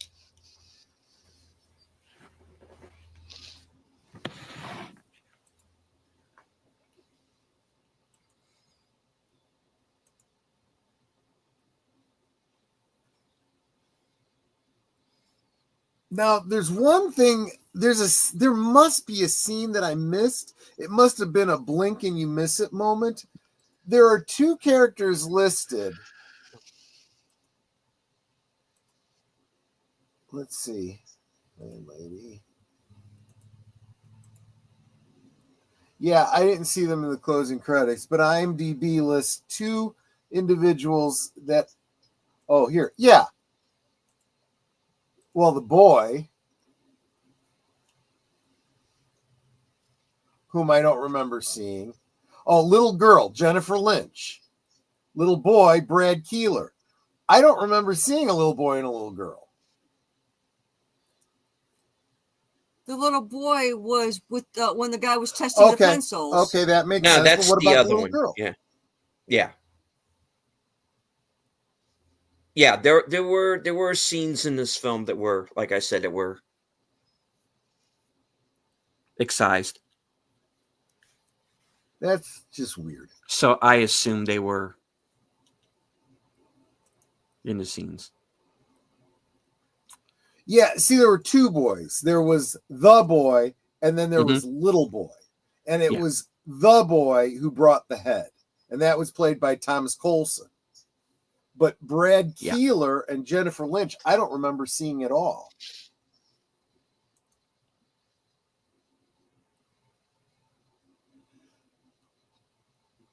Mr. and Mrs. D.W. Lynch. Peggy Lynch, of course, that was Peggy Reevy. Mm-hmm. And Sissy Spacek, because she's married to Jack Fisk. There you go. Wow, that was a movie that David Lynch made. Yeah. I think I'm scarred for life. Yeah. You share some of the same scars I do. Yes. That's yeah. I saw that the first time the year I met you, actually, just before we met. Mm-hmm. Okay. It's a movie. Yeah. That was okay. So Deleted, what do we make of this? All right. Well, my very brief, very surface level interpretation. This is a movie that is about fear of childhood, fear of commitment, kind of fear of adulthood in general, I think. Yeah. You have this poor guy gets left alone with this sickly, deformed child. He very slowly loses his mind, tries to, maybe even succeeds in doing into child, and in the process also himself and somehow this particular world that he lives in. Make of that what you will, but that's my takeaway. I agree with you 100%. Although I think there's an alternate possible ending there, and that's that. Yes, either he, because I did make the comment in Heaven Everything's Fine, right? What does he see? The bright light, the girl in the radiator, and bright light fades out, right? So heaven, right? So he's himself, right? Yeah. Or the other possibility is he's really completely snapped, and that's like the end of his reality. Now he's just a drooling mess somewhere. Yeah. I don't think either one is really a happy ending. No. That's why my thought is always okay. He went out quick. Whatever happened, I like to think that. Yeah, that's actually probably the better ending. It was quick. That's true. It's like with Laura. Yeah, she's trapped in the lodge, more or less. I don't know wow. All right. Well, okay. My interpretation of that before season 3 in Cooper and his fucking savior complex goes and timey-wimey's everything.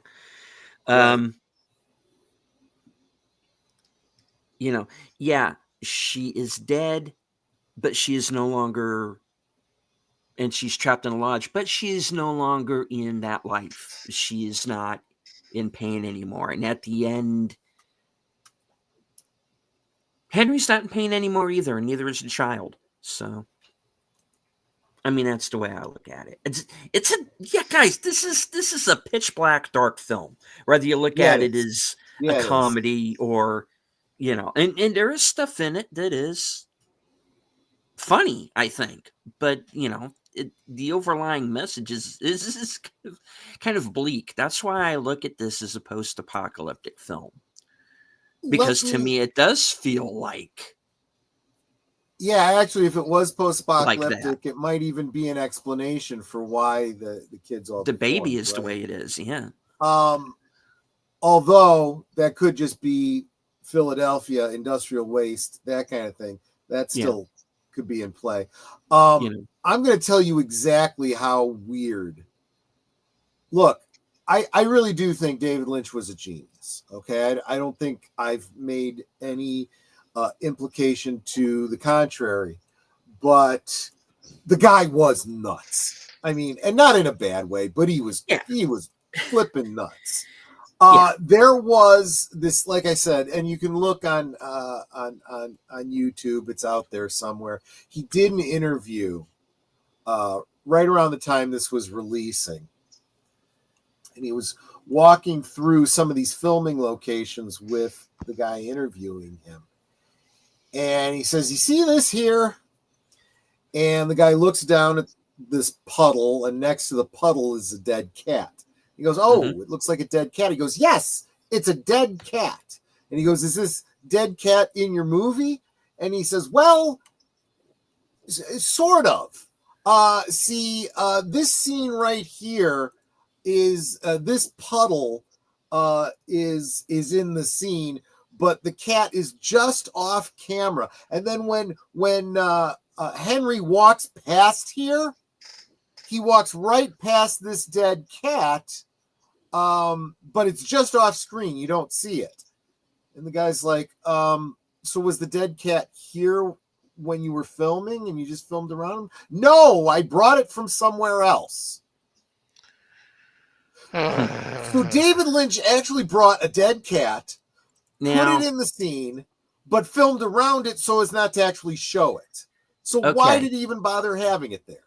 All right, here is the thing, because I can tell you right now because I'm looking at it. On the DVD, the menu screen is the dead cat scene. Oh, okay. And so we got footage of it. It is there, and you can't tell if it's supposed to be like for real, or because it's just as grody as everything else in the movie. But yeah, that was one of the scenes that was ultimately cut from the film. Was where in other words, in 1979, he filmed the scene specifically for the DVD, a technology that didn't exist in 1979. Well, that's just where it ended up. I don't. Yeah. I mean, it's my gosh, what a wow.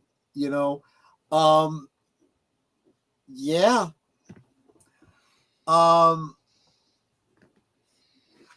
I would say, Agent Cooper, if you're going to go back in time and save anyone, go back in time to when David Lynch was filming this and tell him to quit smoking.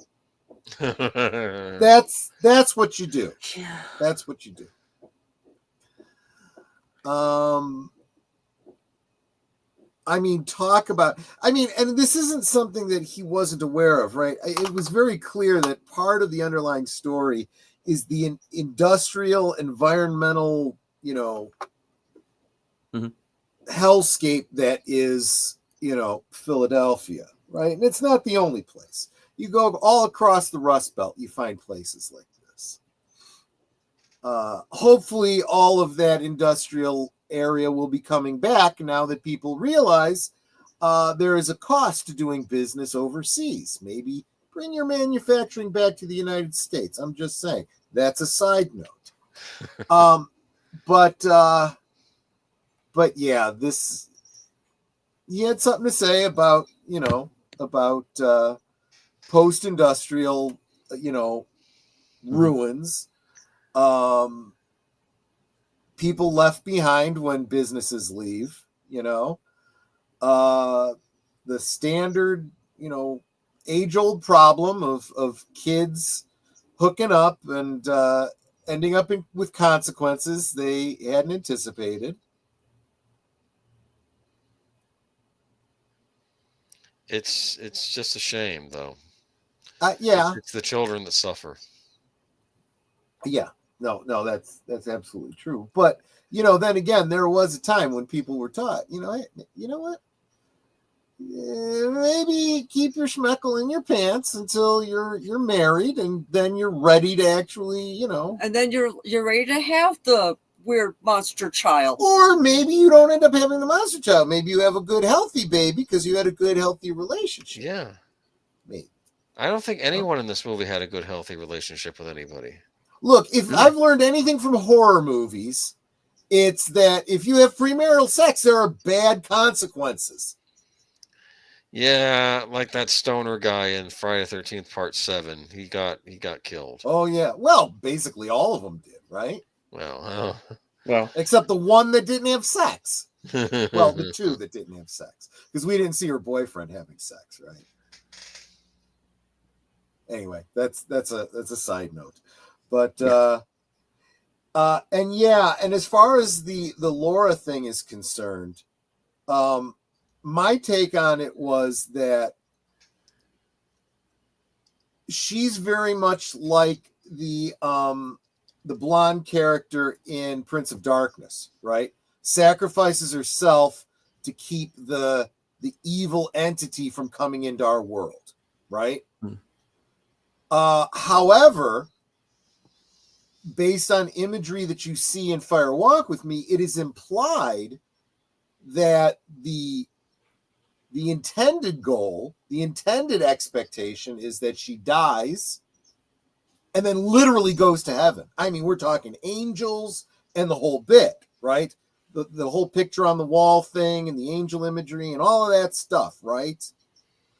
All of that gets turned on its head out of order, not in a linear fashion, but because there is the potential for the fact that eventually the guy investigating her death goes back in time to try and save her. That's why you see her getting sucked out of the red room. She would have gone to heaven, right? We saw that in Fire Walk with Me. She's in the red room. Dale comes in. She goes over and whispers, "My father killed me."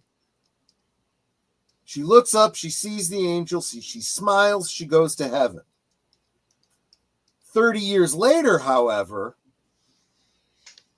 when he has changed or is about to change things, that clear shot to heaven gets usurped, and she screams and gets sucked out because his going back in time to save her in the woods gives the evil entity, whether it's Judy or whatever, an opportunity to grab her, bring her back into the world. Not the same world, not our world, but a world that it fashioned to keep her out of, you know, the mainstream Twin Peaks world. That's my interpretation of that situation. So yeah, we still come back to a failed rescue attempt made things worse.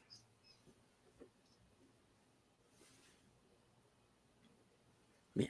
There's something else that David Lynch says in that interview. Maybe it wasn't that one. Was it that one? Maybe it was a different interview. He's talking about mysteries. And he said mysteries are not meant to be solved. They're meant to be the light coming from around the corner. And when you get down the hall and around the corner, there's another corner that you have to go around. And it's never ending. You never get there. You know, that is what my interpretation of the situation with Twin Peaks is. So all the people that say, well, we don't get an ending. Yeah, you don't get an ending. You get another season. You get another season. Don't expect there to be an ending at the end of that. If David Lynch hadn't died and we got a fourth season, we'd have gotten a progression in the story, but still never gotten to the end. That was how mysteries worked with David Lynch.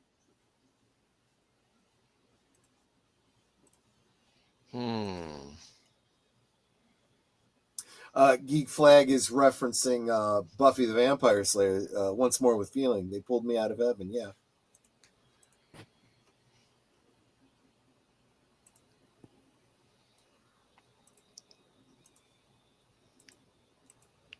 I was reminded of Dieter's Dream from SNL when it was still funny.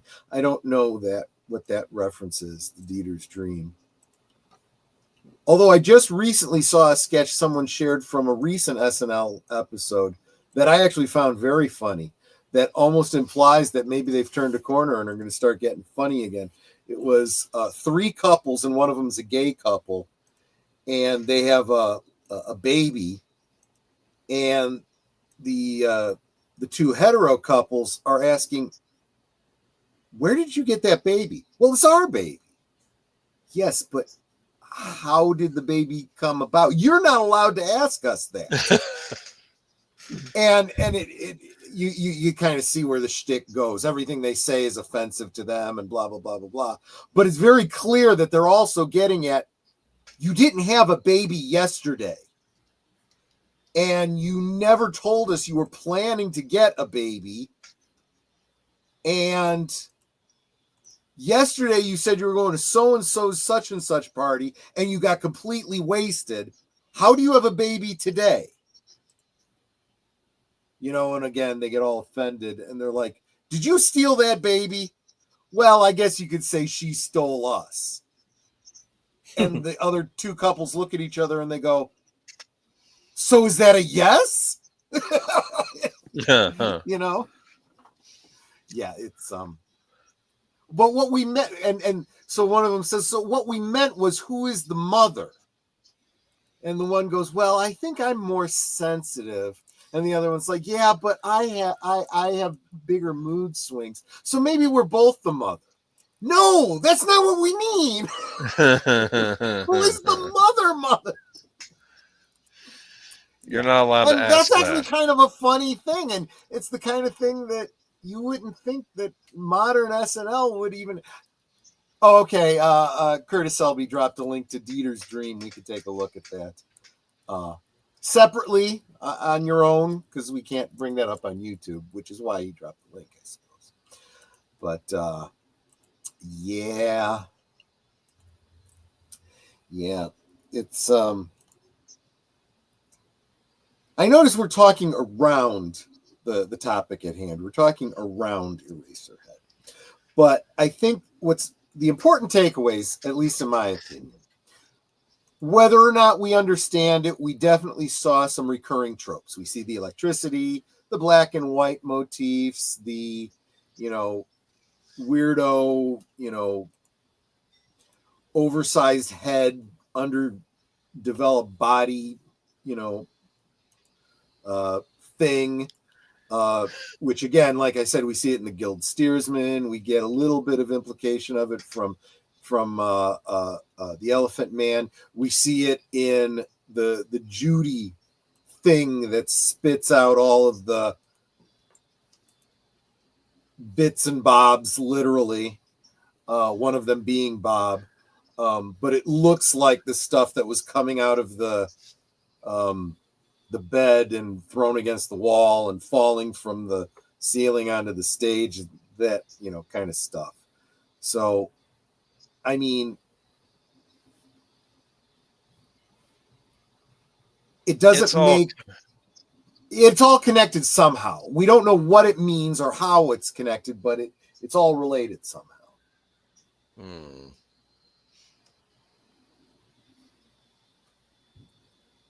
Or that's just my opinion. Your what? Opinion. Yes. I don't know. All I know is I don't want to have a roast chicken right away. After I watching know, that. right? It's like, But was I that don't even want a to see the chicken though? legs I keep start. calling it a chicken, but is that even fair? I I mean, still think it was squab or something like that. Yeah, It does seem to be implied that because they're pretty broke, they can't afford Cornish game hens. They might not even be able to afford a I mean, whole this was a big chicken. deal dinner. They're meeting their future son-in-law. So they went out and they caught like 4 or 5 pigeons and butchered them.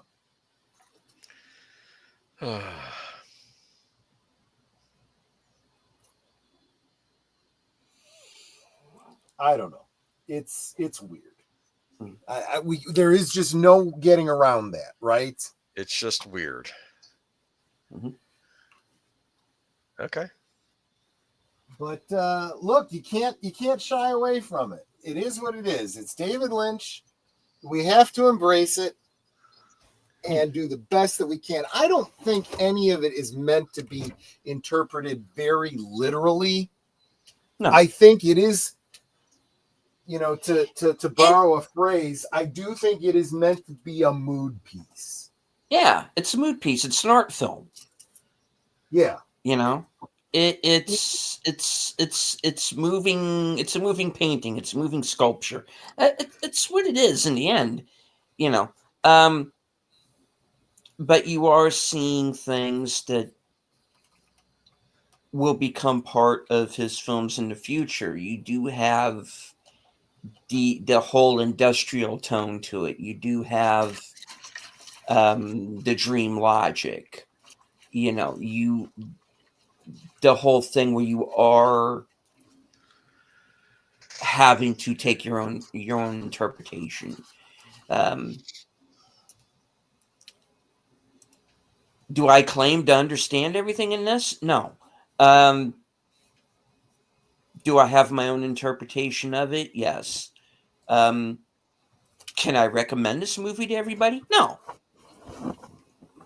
because it's not going to be for everybody, and I get that. But the point, the thing about it for me is that you are seeing an artist at the beginning of his career, essentially, and you're seeing the roots of where he came from and how he was seeing probably his own life at the time, living in this city that, as I brought up, having visited it not too long after, is not really a place that you want to be. At least there are Right. certain parts of it that you don't want to be, where you see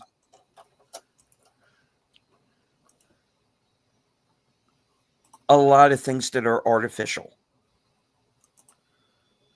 And you see, and once you strip away that artificiality, you do see the grime underneath.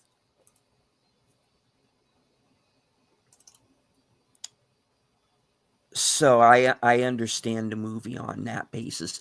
In raising a child who is ill in the middle of all of that. Yeah, I can see you losing your mind a little. I think that I get it. Yeah. Nate here is saying very, very similarly to what you are. Mm-hmm. His Stone Cold review is that it's effing weird movie that doesn't make sense. It was designed for the viewer to interpret it however they want, and that's the bottom line. I agree, but even going farther in agreeing with Deleted on this, yes, you are supposed to project your own meaning on it, but it is supposed to make you feel a certain way. And if I was to describe how this movie makes me feel, I'm a little disgusted, right? I feel a little nervous, apprehensive, even a little scared, right?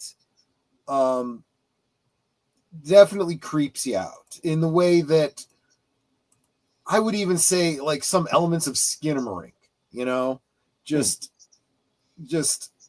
which is a film we have to do eventually, and a movie that Lynch saw and was a fan of. Yeah. It really clicked with him. These images that are in and of them. I mean, okay, let's take for example. Just think about the flat that Henry was living in, right? Mm-hmm. It's a 1-bedroom apartment with an attached loo, right? Not anything fancy. Not a great view. Radiated heat. All pretty normal stuff, right? But then there's the way he behaves. There's his hallucination of the girl in the, I almost said girl in the fireplace. The girl in the radiator. Yeah, Doctor Who, right? The baby situation, right? The ghillie suit or the giant thing of moss on top of the dresser. The dead plant with no pot. Something is off. Don't know what it is. You know, just a bunch of things are off. And it's unsettling. You know, even the whole thing with the gal across the way, right? She's kind of attractive, but she's a little weird. Maybe she's, you know, practicing the oldest profession because she's bringing this guy in who, notice he had facial scarring too, right? Was he kind of sleazy? I got the impression. Assuming he was paying for being there, I think that would definitely qualify. And welcome, Storyman Jack. We're just talking about a story tonight. The story of Eraserhead. We're trying to make some sense out of it. We're trying to wrap our rubber heads around it. Yeah, Nate says he's confused. I don't be too. I think there comes a point with this.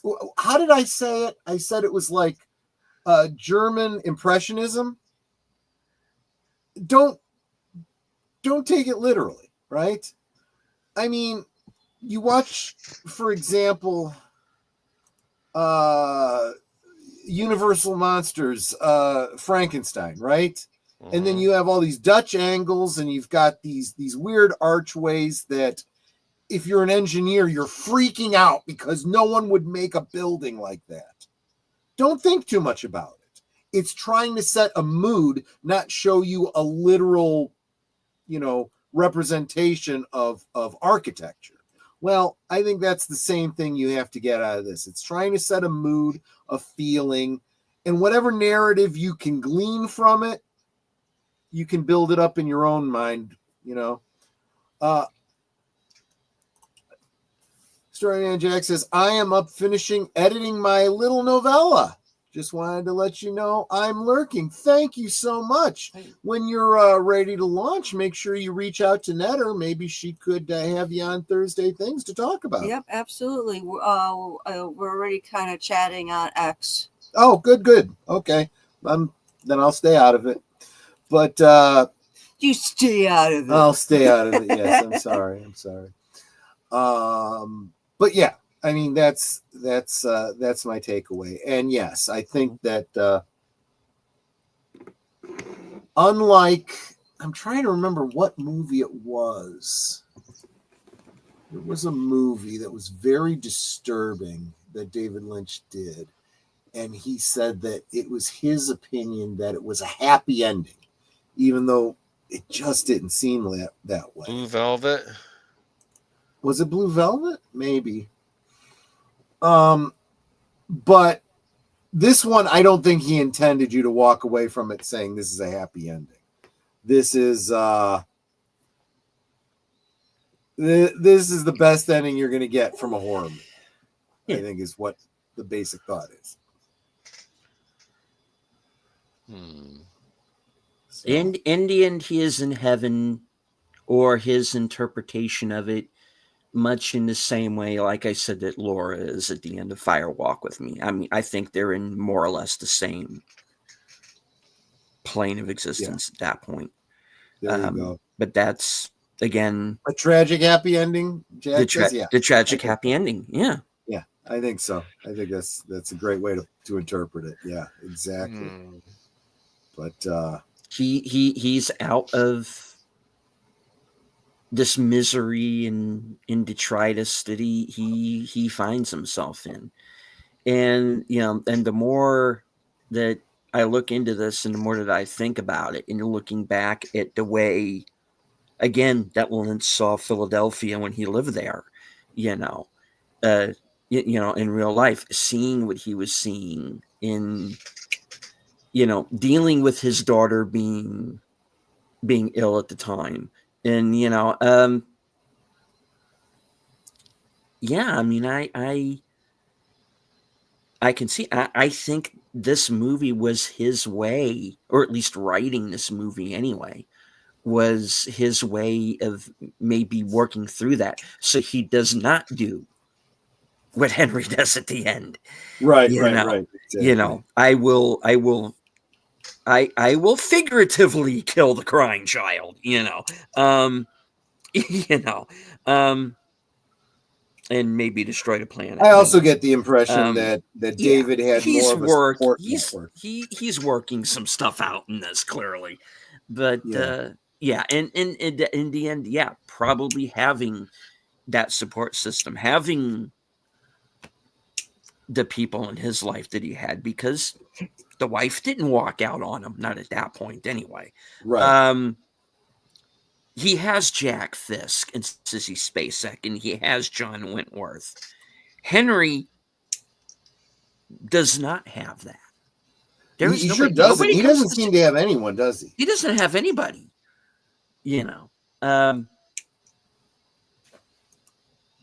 So yeah, I mean, I can definitely see the parallels. Because Now, I mean, we all, to go off on a tangent I for a think second. Yeah. Go ahead. I was going to say, I think we're also, there's one other aspect that we're kind of dodging around that we should probably try to make some sense out of. What is the whole Eraserhead element? I mean, it's important enough that it's the title. We get this weird segment where he loses his head. It's taken to a factory where the head is turned into erasers for pencils. I can the closest I can come to some sort of a reasonable explanation is that, well, he lost his head, right? He clearly is losing his head. He's going insane. Mm-hmm. He wants to erase the mistakes of his life. That would be the baby, which he apparently does. Would have made more sense if he had used a pencil instead of scissors. Like erasing a mistake or something. Yeah.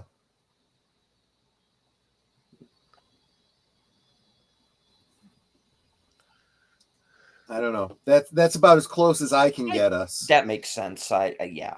I mean, well, then I must be wrong.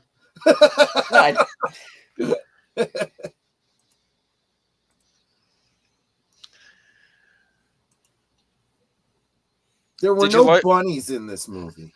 Did you like the story about the father-in-law's arm that wasn't working? Then he had to rub it to get it working again.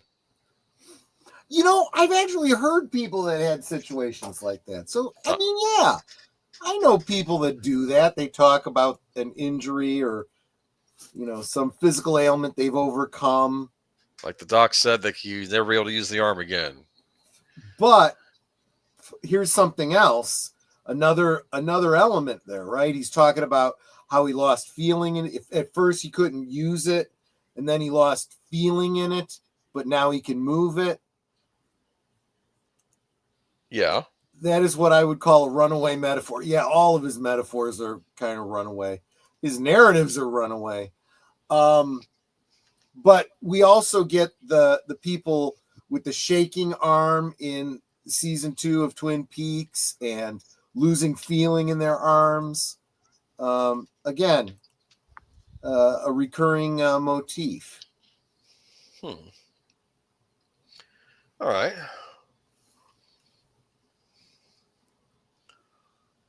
Father-in-law is the happiest, most well-adjusted, and kindest character in the whole film. You know what? You're right. Yeah. Maybe a little socially awkward, has a hard time with starting up a conversation, but pretty friendly. Yeah. I mean, this was a this could have been a pilot for a series, I think, but I don't know. It's a joke. Just No, I know you were joking, but I could totally see David Lynch doing that. like a situational comedy. Or a series of short films based on it, you know.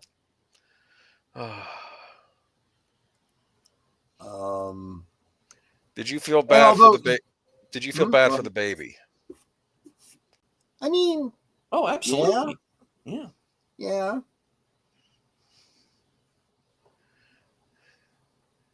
Justice for Flappy.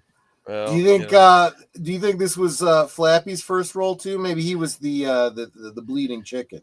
No, he was not in this movie. Was he honestly. the cuckoo bird? Maybe.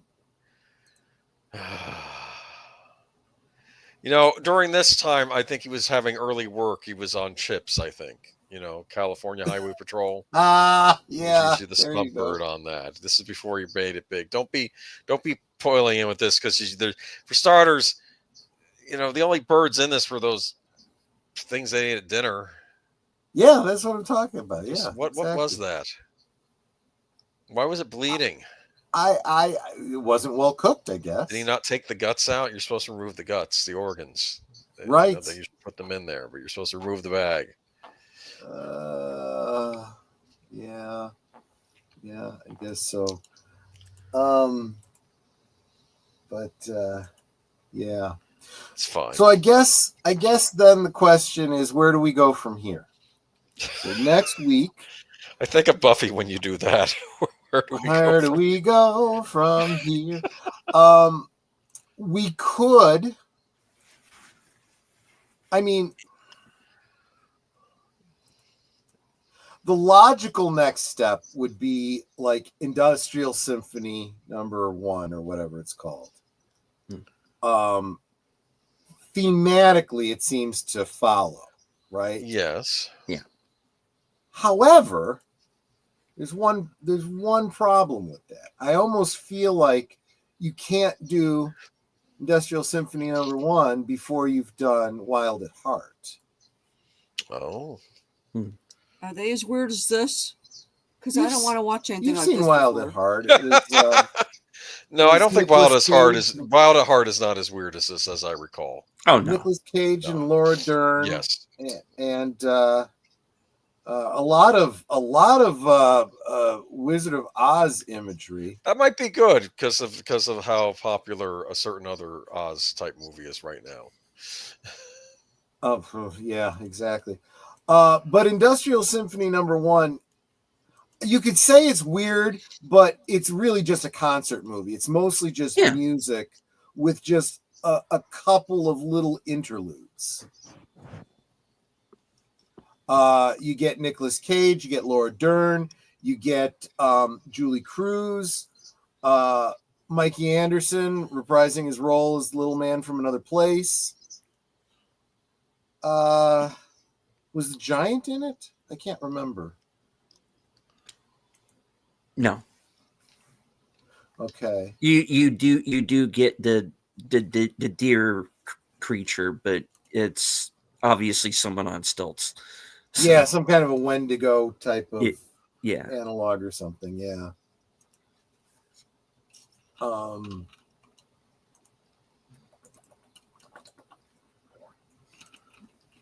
Yeah. So I mean, there's that. Let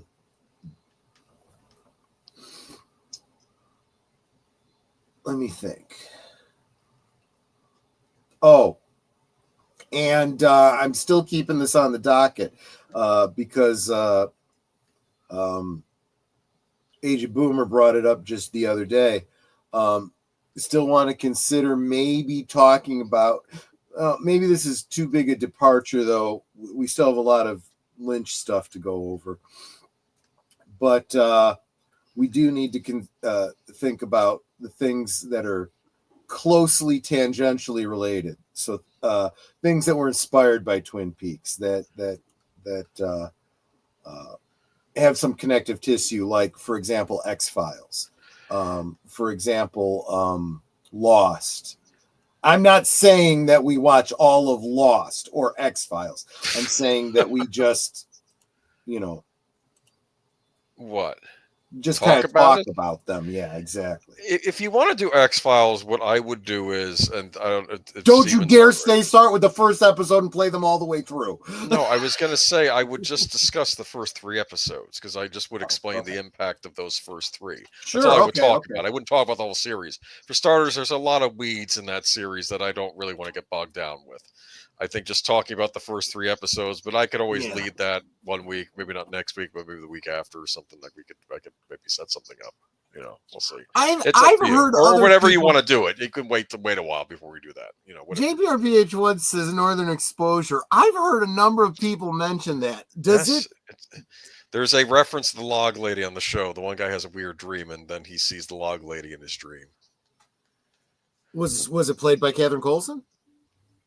I don't remember. I didn't watch Northern Exposure. I kept okay. making the joke we'd have to watch the whole of Northern Exposure before we get to season 3 of Twin Peaks.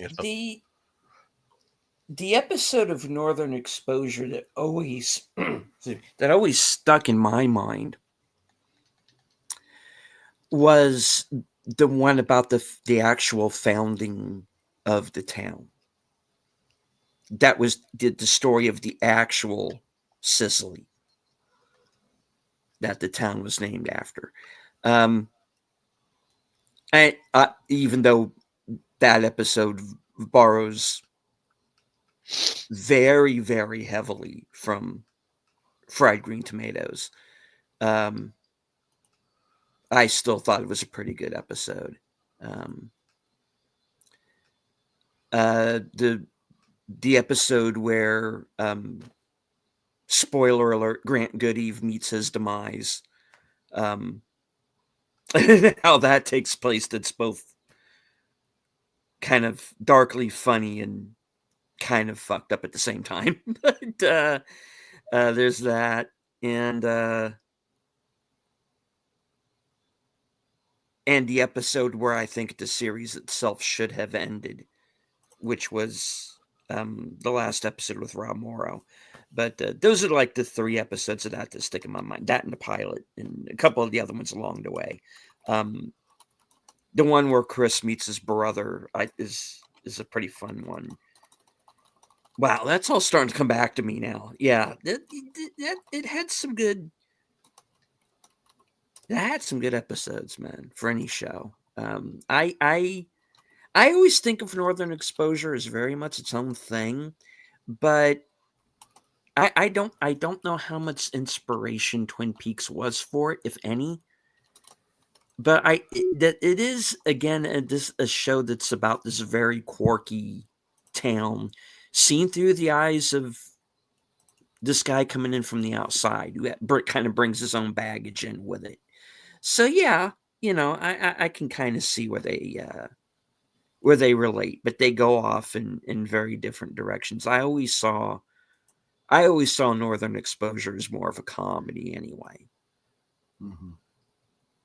But yeah, I can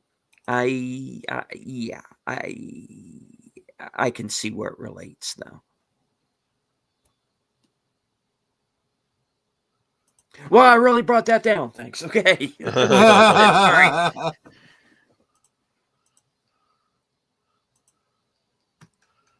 Resident Alien, I actually stopped watching very early on.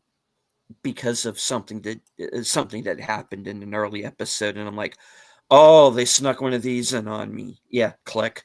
Yeah. You know, yeah. I get why people dig it, but Resident Alien, I'm not a fan. But yeah, it's like Northern Exposure with an alien in it. Yeah.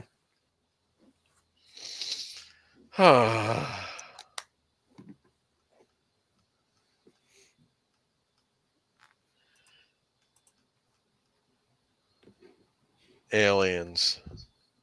Yeah. Can't live with them, can't live without them. Yeah, you can. I'm sorry. I mean, we're not even sure they exist, so yeah, you can live without them. We're not sure they exist. You think there's nothing out there in this whole big, vast cosmos? I don't think that we have any way of contacting it. When we have a universe that is expanding faster than the speed of light, the distance between stars is increasing all the time. I don't think anything can ever get here. Mulder would disagree with you. Yeah, this would be some nuts. Scully argument you need to be having. You're like, the amount of energy would take no life, or you'd be like, well, no, actually, and then you'd be bringing up all his other nonsense. That's how it would usually work. Yeah, no, you can convince me that there's extra dimensional life, but I think if there's any other life in the universe, we're never going to be able to counter. It's just too damn far away. Mm-hmm. But anyway, so I guess maybe we just spend the next several days behind the scenes with deleted scenes, determining what we'll do next week for sure. We don't have to decide right now, but there is a lot. There is still a lot. We have a lot of things to look at. Like I mean, there have been things that we've been discussing behind the scenes, but it's just a matter of, and in a couple of cases, a matter of, do we want to do it on this show, or do we want to do certain things as like a separate show? There's that. Like we've, for those of you who've been there since the beginning, you've heard us. We have brought up Skinamarink a number of times. Right. Do we do that on this show, or do we do that as a separate show? Right. Yeah. So there's that to consider. Inland Empire has been brought up. We got to figure out how we're going to do that. I'd very much like to do Blue Velvet, because I think Blue Velvet's the trial balloon for Twin Peaks. In a way, I think you're absolutely right. Yeah. So I think we almost kind of have to do that at some point here very soon. But yeah, I mean, if we're going to do Industrial Symphony #1, you kind of in a way need Wild at Heart. Yeah. Well, and I'll kind of go into that when we get to Wild at Heart. Kind of what my theory of the connection there is, but yeah, but so long I've kind of forgotten. But here's well, I mean it's Wild at Heart is his Wizard of Oz. I mean? Yeah, clearly, kind of literally. Yeah.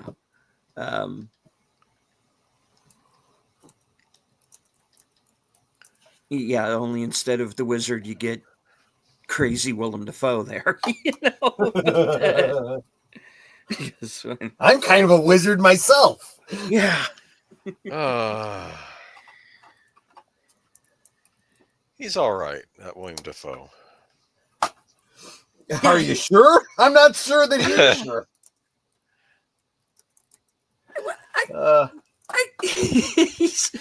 I dig the hell out of that guy. I like him. I don't think he takes himself too seriously. Is the thing. No, I agree with you. He wouldn't do half the movies that he does if he didn't. He strikes me as the type who likes to try things. You know, you give him this weird, probably like most of the people that work with David Lynch. You look at it and go, I don't understand it, but I'll give it a try. Why not? Could be fun. So the other thing I was thinking is that I'm about halfway through Blake 7. And as I promised the audience, next week we will be returning for the first episode of season 3. Left you guys on a cliffhanger. How could you do that? Because I'm a bastard. Oh, Andy Masterson, the talented one. Welcome. Good to see you, my friend. Sir. He is a man of action figures. But good to see you, my friend. But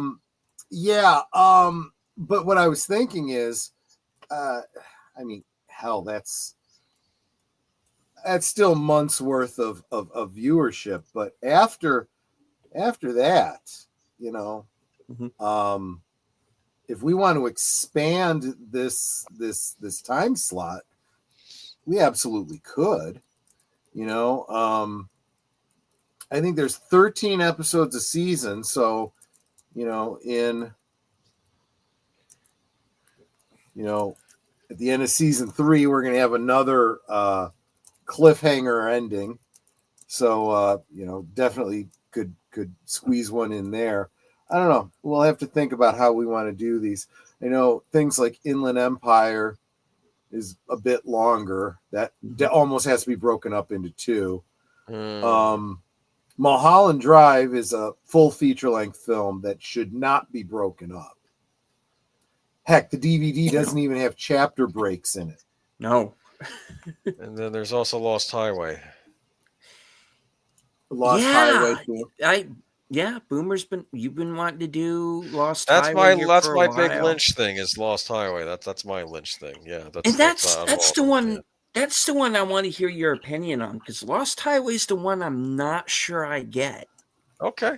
Well, we should plan for a Lost Highway. Yeah. I have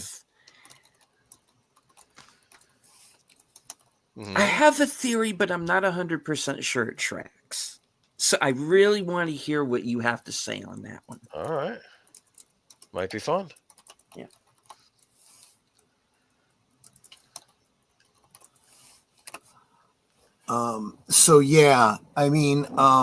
Both of them are longer than 2 hours. Lost Highway is only 2 hours, 15 minutes, but Inland Empire is 3 hours. Yeah.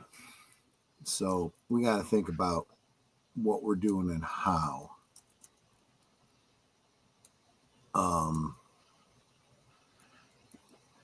Both of them are pretty dark, pretty intense.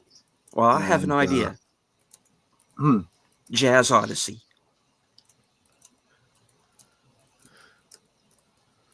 Oh, come on. We just saw the movie last week. Come on, guys. Jazz Odyssey. Jazz Odyssey. Sorry. Okay. Oh, yeah. Right. You're making a Spinal Tap reference. Okay. Yeah. Oh, I guess what you're saying. Funny, man. It took me a second. I had to digest. He said we just saw it last week. Okay. Oh, boy. Okay.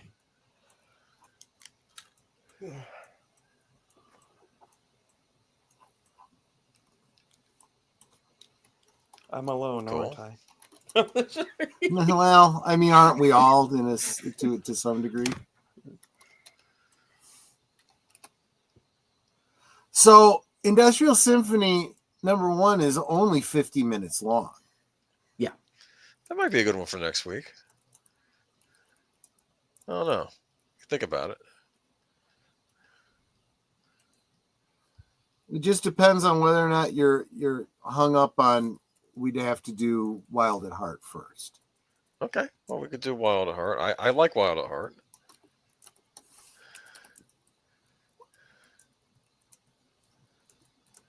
I mean, Wild at Heart is 2 hours. We could do it if we started on time and I maybe push Blake 7 out by about a half hour.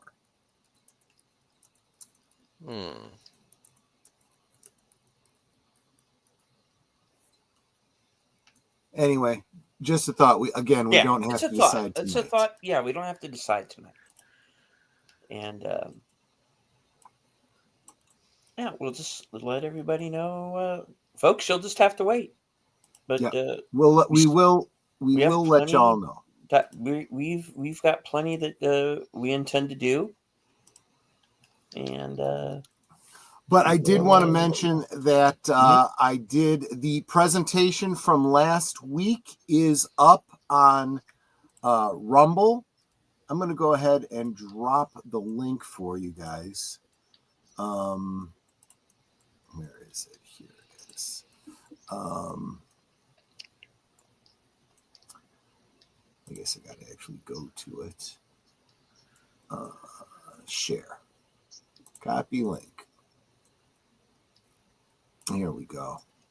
So here's the link to the that epilogue that I did of Secret History of Twin Peaks. I expanded it out. I added the conversation between Milford and Briggs.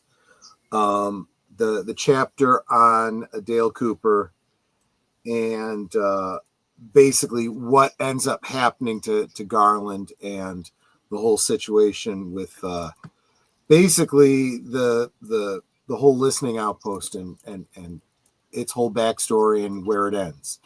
So that's all in there, and it's up on Rumble, and it'll stay there until if Rumble says anything about it, I'll take it down, but I don't think they will. And if I get enough views over there and enough interest, maybe I'll put up all of the ones that I did for the final dossier as well. Cool. So feel free to go check that out. Panel members, if you want to add that to the description from last week, so that anyone happening on last week's live stream could boot that up and check them both out. That'd be good. And there you go. See, we're working for you behind the scenes, folks. We're doing the best we can to try to weed through all of this Lynchian insanity.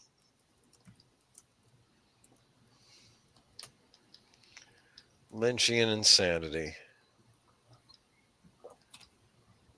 Well, it's better than being Kafka-esque, I guess. I suppose so.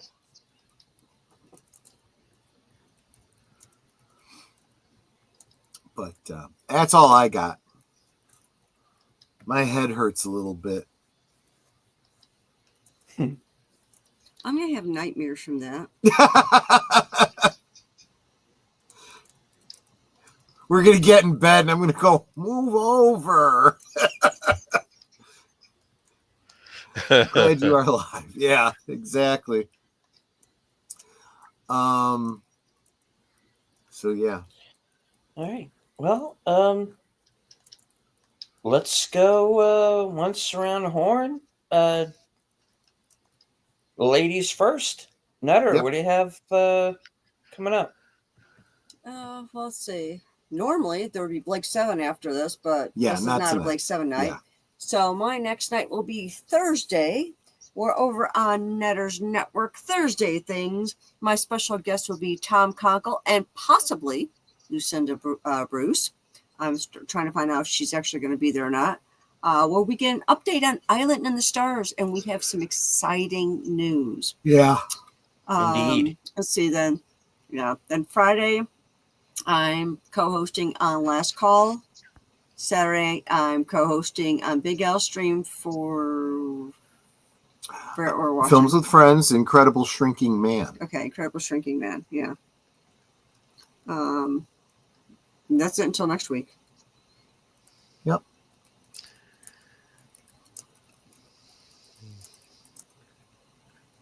Oh, right. Sorry. Troy. Yeah. So Netter on Thursday things, and then Friday, Netter, Boomer, and myself will be talking. This is going to be our last segment on Doctor Who for a while. Yeah. We're gonna talk about. Yeah. We're not lingering on every episode. Yeah, we're going to talk about the last two Doctors, Matt Smith and Peter Capaldi.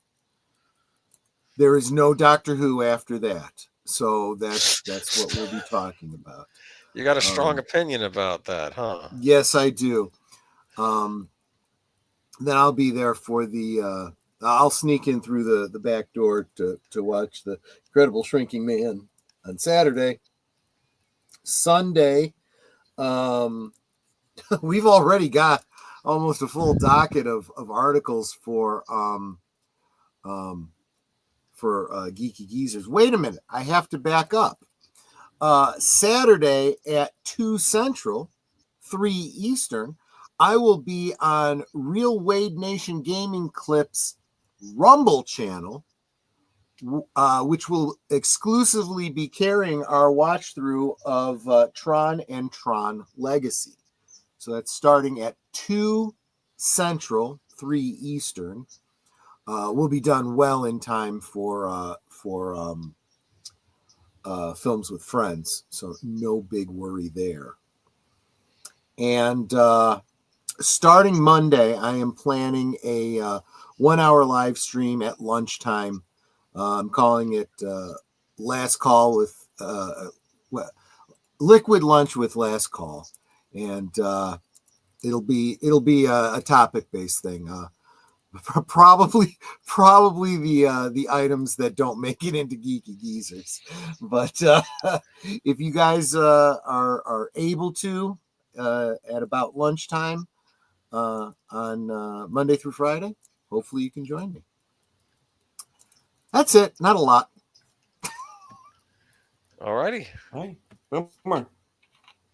I'll be on Friday with Troy for Last Call. Then I'm also going to be Sunday. We'll be doing Geeky Geezers, where we're going to be talking about a possible return to Tremors. And I guess Warner Brothers basically saying you can do whatever you want in the theater during Minecraft. Let's just turn the theater experience into. You know what? I'm like, I'll save the rant for Sunday. Okay. Apparently Disney might be doing gargoyles again, which I find kind of shocking, but yeah, okay. And those Star Trek The Next Generation actors need work.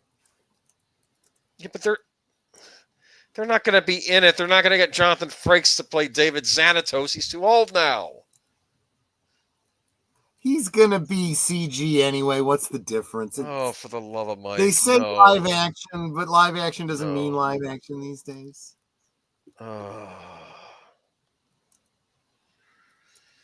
Anyway, okay. And that's Geeky Geezers. All right, well, that brings things on over to myself. I do have reviews up right now for Sinners and Havoc, so please check those out. Let's see. I have the next episode of Unscripted, which will be Sunday night at 8 p.m., as well as, of course, Coming Attractions, which will be right after Thursday Things. Let's see. I do have an appearance on Films with Friends with Big Al Presents on Friday, the May the 9th, and we are going to be watching Marooned. So, and of course, Marooned, yep. So, of course, stay tuned to the my community page for any changes in the in the schedule, and hit the like, share out the stream, hit the and keep the bell icon on for notifications and all that good stuff.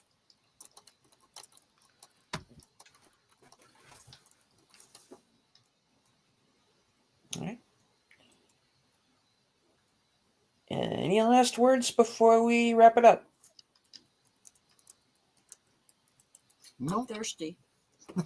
Well, that's a you problem. You're over there by the fridge, so. Yep, and I just took out another can of Sparkling water. There you sparkling go. water. Sparkling water is good. I'm good. I have to go process. In fact, I have to go do my review for tonight's movie over at Criticless. So make sure y'all do that. Oh as yeah, well. you know what my review's gonna be? Don't watch this; it's a nightmare. Well, kind Hey. of. Did I just drop out? No. No, I don't think No? so. I don't hear anybody anymore. Oh, wait, now I do. That was weird. It's an unsung classic.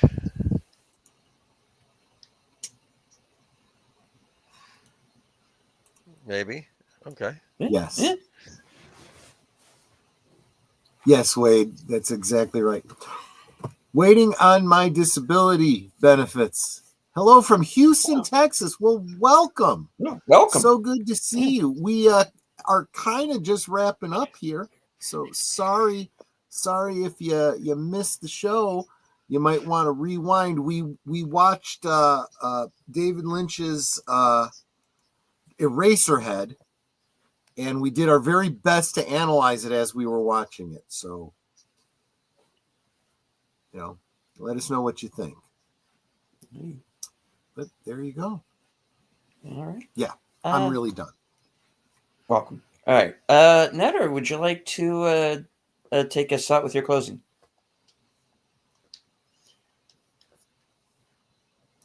We can talk amongst ourselves. That's all well, good, and fun. But it's so much more fun when you guys are joining us in the chat and you're dropping comments, questions, trivia, being goofy. And hopefully this movie tonight doesn't give you nightmares. Yeah. It doesn't feel like we're separated by miles. It feels like we're hanging out in our family room. We're having a very lively discussion about this very disturbing movie.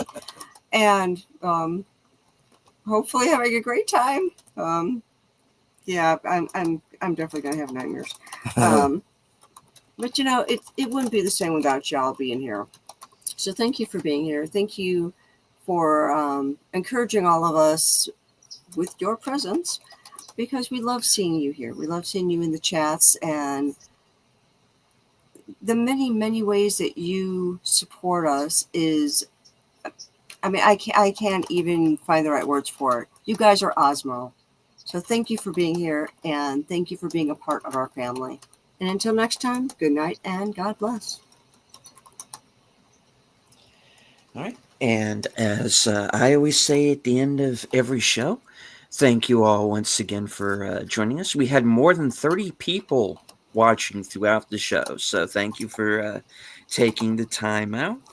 Hit the like, share out the stream, and if you are new to my channel or the channels of my fellow panelists, please subscribe. From HQ, the corner of Sparkwood in 21, and all points north, south, east, west, and beyond. Good night, take care, stay strong, be safe and healthy. Take care of the children, because children are our future. Philadelphia, maybe stay out of certain areas, because this is how we win.